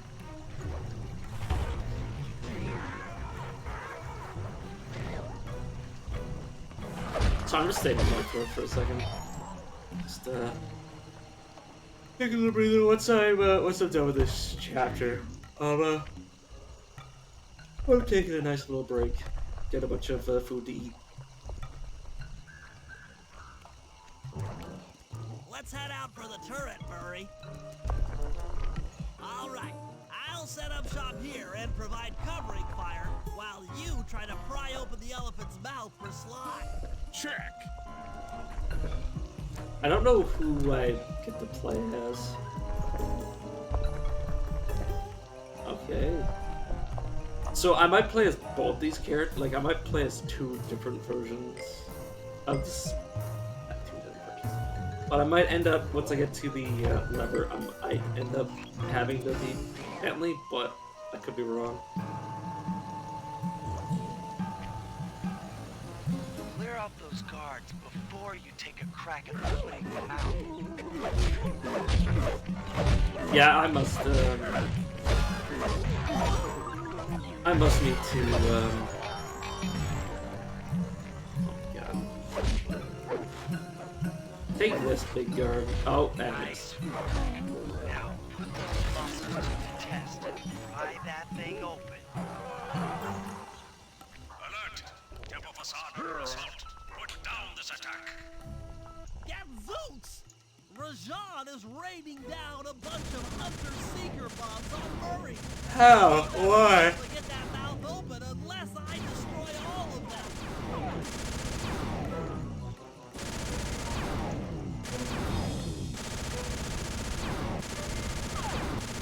In case you're wondering, the reason that the helicopter seems to be moving around is because this the building that we're on is uneven, as you guys have seen before. Oh, like I can see them spawning in from above, just popping in.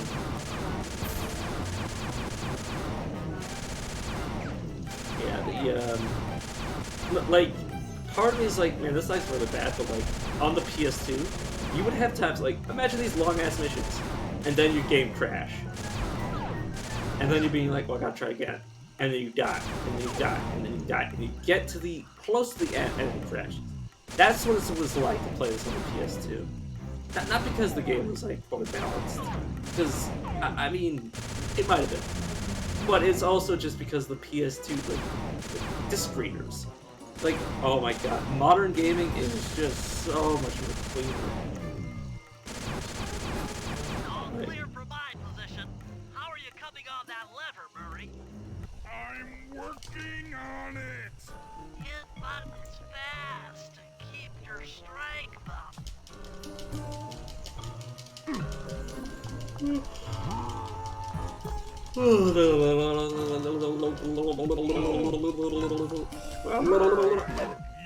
Gotcha. The Murray's might and muscle triumphs again. The mouth is open. You're all clear to bring it. Oh, did I just... The cherry bomb. Oh, I just paused it. Okay. I'm trying to... Oh, never mind, it's fine. I was trying to, it became full screen, which is probably gonna, yeah, make the game run less good. How do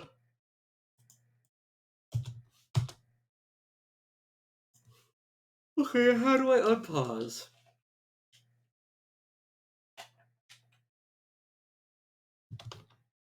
Okay, so that button does that. Sorry, I'm trying to get the game unpaused. So this should, okay, and then I do.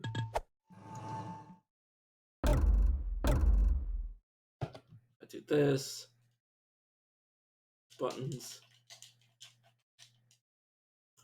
Oh, please, Gabe.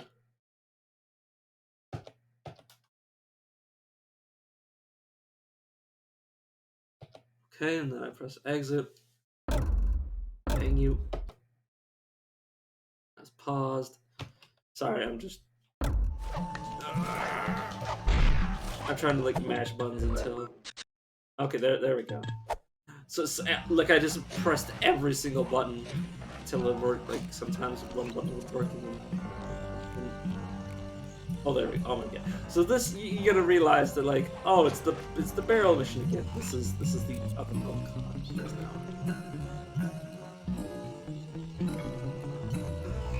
Like, I understand this mission's only face-to-face, but like, holy, is it frustrating. But yeah, as I was saying, like, you'd have these long missions, and like they'd be super like tedious, or they'd be difficult, and it would take so much effort to get so far into the mission, and then you would just, game would just, nope. And like the lag is a small price to pay for a stable game, and that's why I love the digital age of gaming so much. Oh, by the way, you can't jump out of this thing once you're in it, or it'll explode.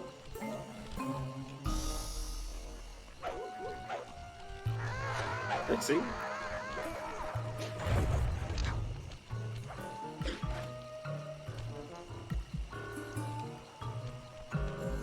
Oh my god.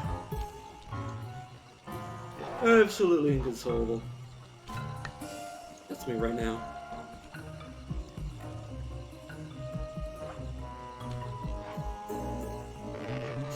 Doesn't help that the lag is pretty bad. Yeah, the lag is a small price to pay for stability. Oh man, I remember, like all digital discs were really bad for this. Like you'd get like one tiny insignificant scratch, and it would just break your game.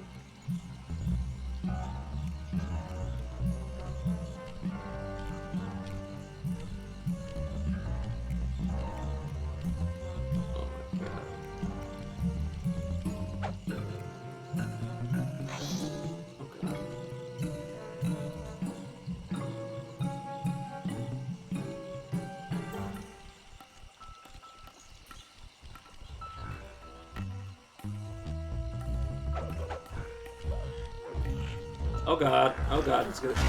Yeah. See, that was what was gonna happen with the other bomb too, because you're inside of it when it explodes.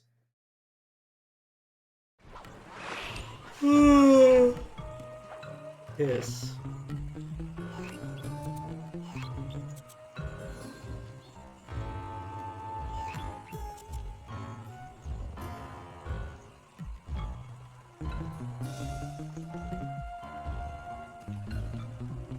Yeah, the problem in this game isn't the big guy spotting you, it's the little guy spotting you. It's because they have like you can't tell when they can see you. This game does not inform you of the little guy. But the game just like makes it super obvious for the big guys. Okay.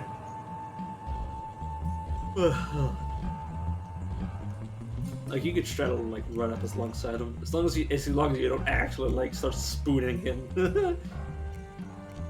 Don't lock legs with the guard, you won't have any problems. Also, the big guards are so obvious when they're going around because they actually like, well, they shine the light, and they're big, so they're really easy to notice. But the small guys are like next to invisible when you're not paying attention for them.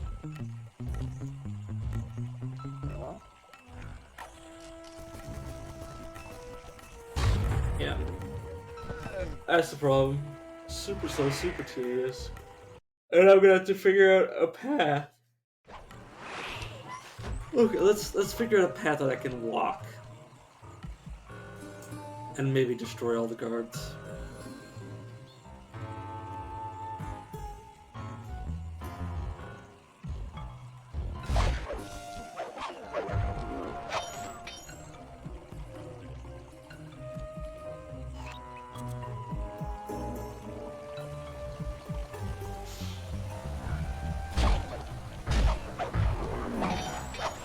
I really hope all these enemies don't respawn, because otherwise this can be just like psychological torture.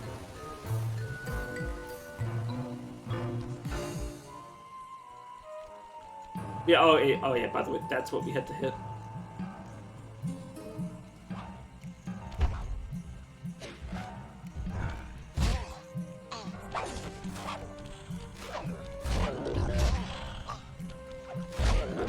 combat in Thieves is so good. Like, I can't remember it perfectly, but I can remember just, like... I think a lot of the enemies had, like, different abilities, or, from what I remember. Well, I mean, so does this game, but, like... most of the enemies have, like, some sort of this, oh, there's some sort of ranged maneuver, and they, like, slowly get stronger as you play the run, like, the rats in the first area get bombs after you progress this. After you play with Bentley for the first time. Also, you seriously respawn, Libero? Get cherry bomb.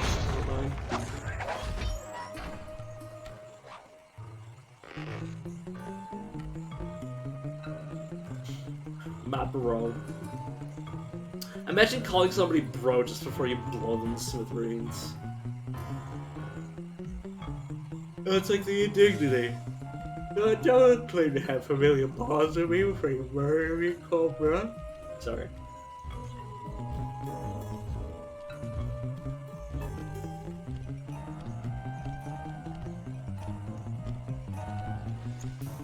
Yeah, this mission is actually taking the piss.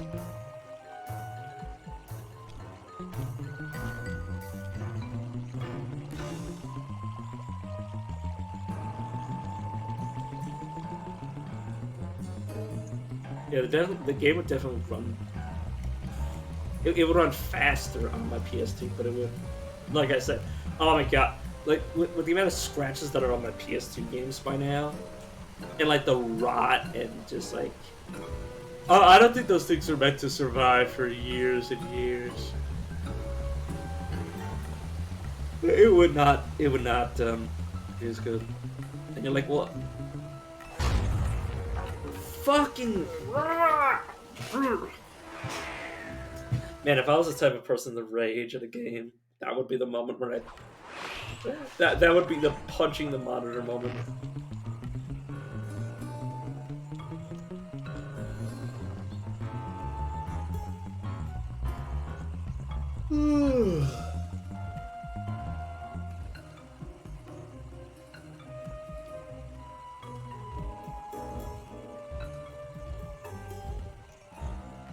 Wouldn't it be funny if this guy pushes me off? Like, actually just nonchalantly just tips me over.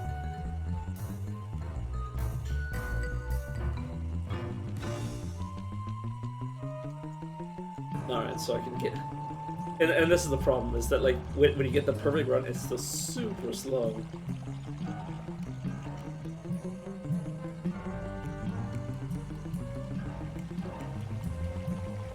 Actually, it's a bottom of the barrel. Oh, another guard's like, who in the world put this here?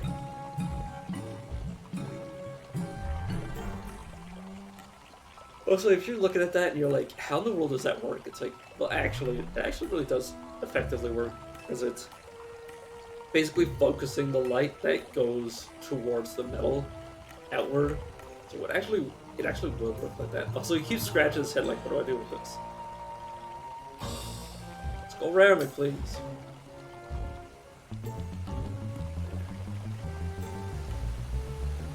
I'll give you the utmost patience, I could be fine. But like, I don't know. I'm not renowned for my patience, but yeah, I'm just gonna be looking at the ground for the, It's not gonna turn around, you see them? But honestly, why do I have to stealth when Murray can just like destroy all these guys for me?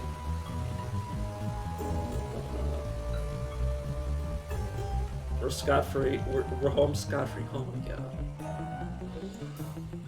Oh. Gorgeous day.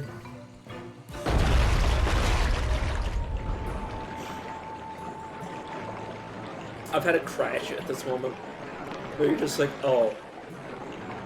Oh, you're kidding me, game. That's what it made me feel like.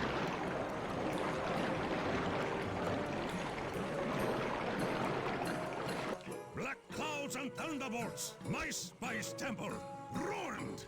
I will no longer hide while you villains destroy my hard-won empire. This place is mine. Here I am king. Come, face me, Cooper. With Clockwork's black heart, I will show you true power. You are nothing. Come face the might of Rajan, Lord of these hills. Boy, when we try to tick someone off, we really do the job. Yes, you do seem to have quite a talent for it. Constable Neela, slumming it with the thieves again? That man is an illegal spice trader. He should be brought to justice. All I'm after is the Clockwork part. You help me take him down, and the bust is all yours. Just try to keep up.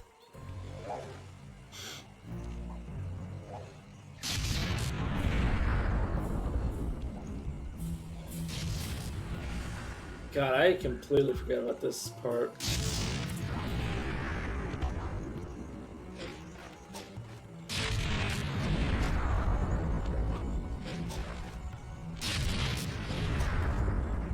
Luckily, he telegraphs his attacks really hard. Otherwise, it might actually be difficult. Ah, you!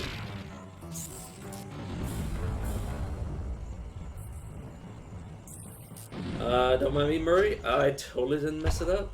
It's totally fine.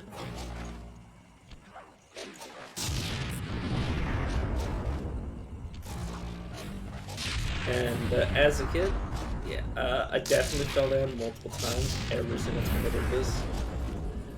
Because I had no chill. I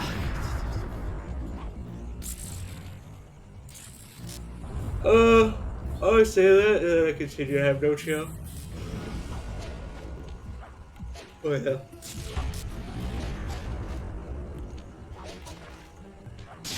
Whoa, you hit me direct on them. Damn.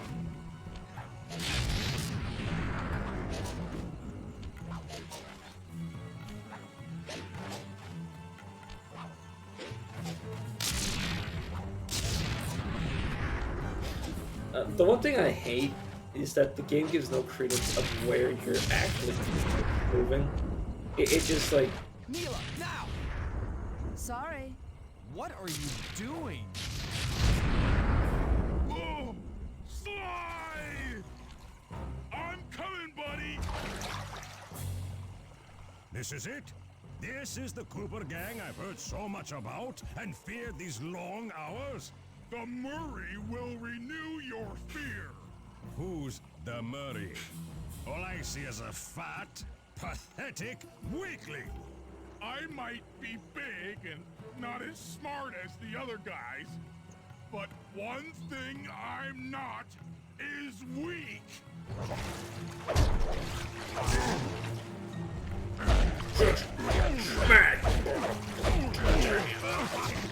Also, you gotta be careful because this barrier is it doesn't really show it well, but it is electrified. Last time I checked, anyways.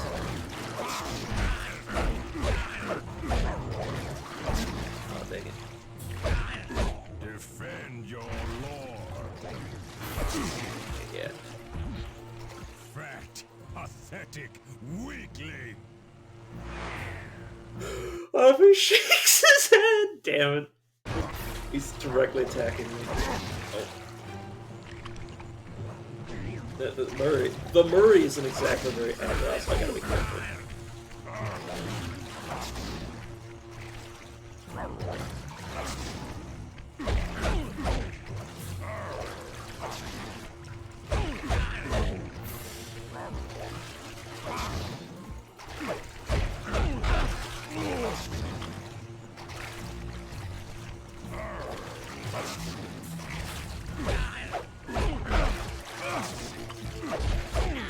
See, you get a little bit of a bonus. Oh god.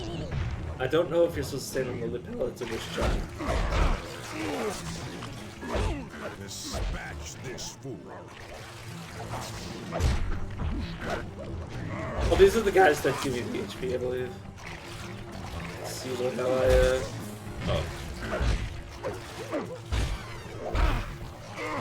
Please give me the HP. Oh, you can totally pick up Rajan. I forgot you can throw him into them. Yeah, it's very fun. Oh god, yeah. Okay, so you do stand on the lip heads. I'm misremembering as usual.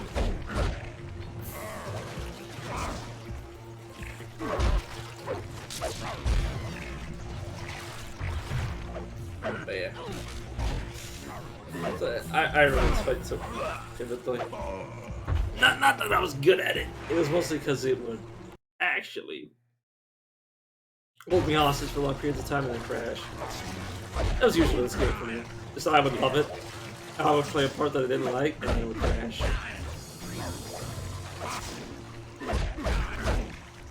It just forced me to replay the parts I didn't want to replay. That's why I'd honestly like failed the games on purpose, so I could continue playing them. Because I knew like I'd have to start the entire game again. I had to do the barrel minigame again. I had to do all that stuff again.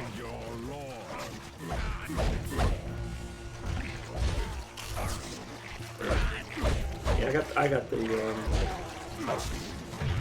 honestly, whenever he says that, I mistake it for being him talking to Murray. It obviously wasn't.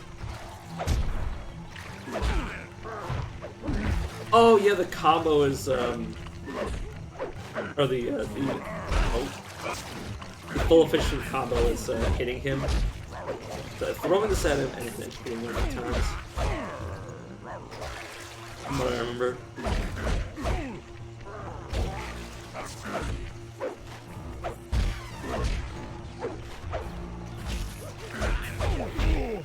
Dang it.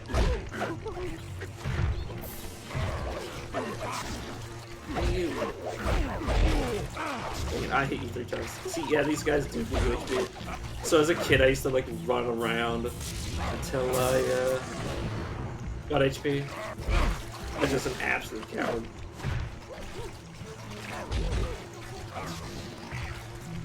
Luckily, he hits his own guys frequently enough. But yeah.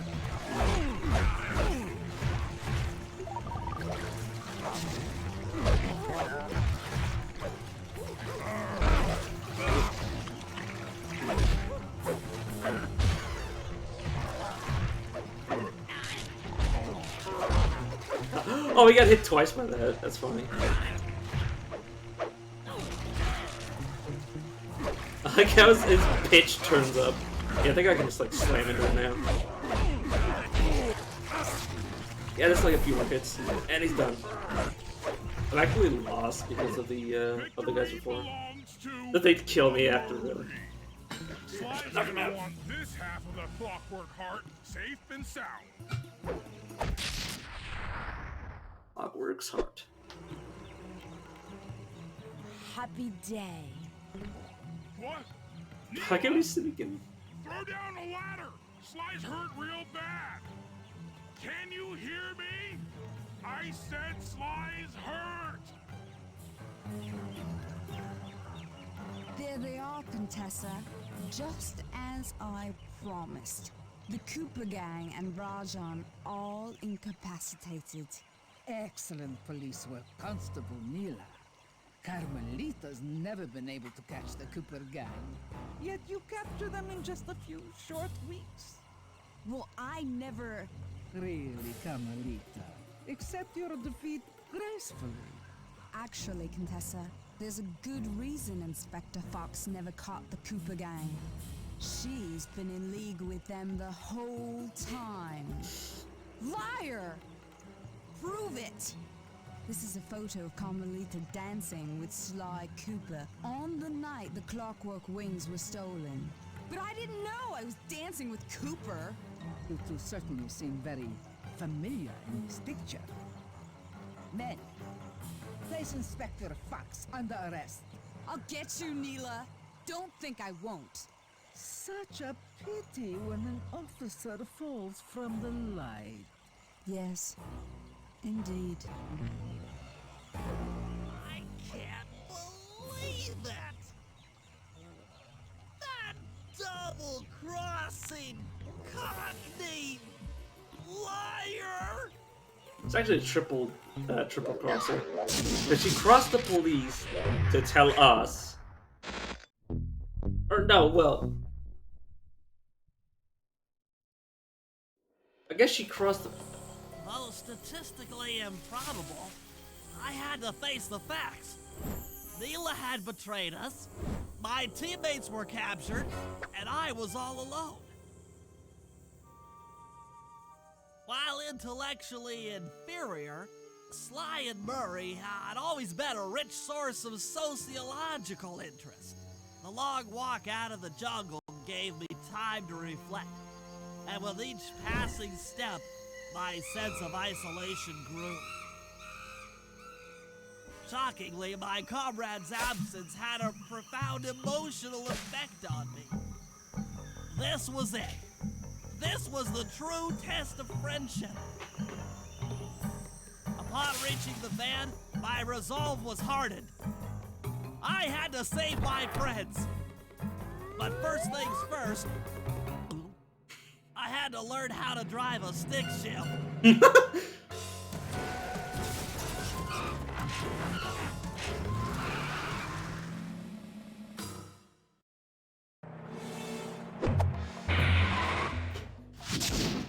Oh, this fourth area is my favorite. I'll let the intro play before I leave it off. Just to give you guys something to find for, but I just love this. Bentley's all alone. It's great. It took a sleepless week of data crunching, but I eventually tracked down the location of my friends, locked away in the mysterious towers of Prague. At the moment, they are the unwilling guests of Interpol's most renowned prison warden, the Contessa. While still a criminal psychology student, she entered into a whirlwind romance and married a wealthy aristocrat. Sadly, the union was short-lived, as the general suspiciously died a few weeks after the ceremony. The widowed Contessa put her education and newly acquired estate to work by opening a criminal rehabilitation center. Her pioneering use of hypnotherapy has produced some good results, and subsequently earned her a prominent position within Interpol. My friends are locked up somewhere in the clinic, and are slated for the Contessa's Good Samaritan brainwashing. If I don't bust them out soon, they'll be working a 9-to-5 job selling shoes, and I'll be out two best friends. Man. Bentley saves the gang. In Jailbreak. God, this that's my favorite arc. Very favorite storyline, favorite chapter. Oh. The brains has become the only one left.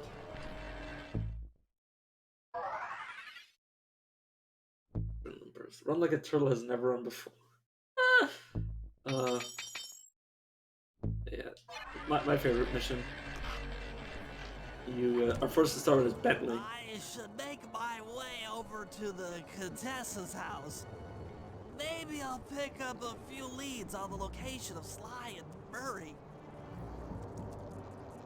Yeah, just look at this creepy place. Like as a kid, this was horrifying to me because like I was playing as a slow character that's not really designed to, like, traverse by himself.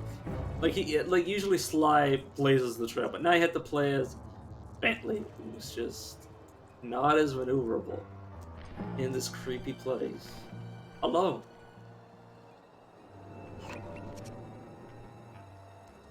But yeah, we'll pick this up. Actually, we can go back to the. I think it would ruin the theming if I played.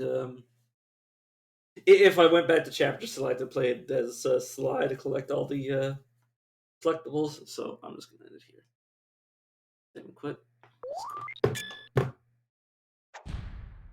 I'll see you guys around. I'll be back in like half an hour, give or take.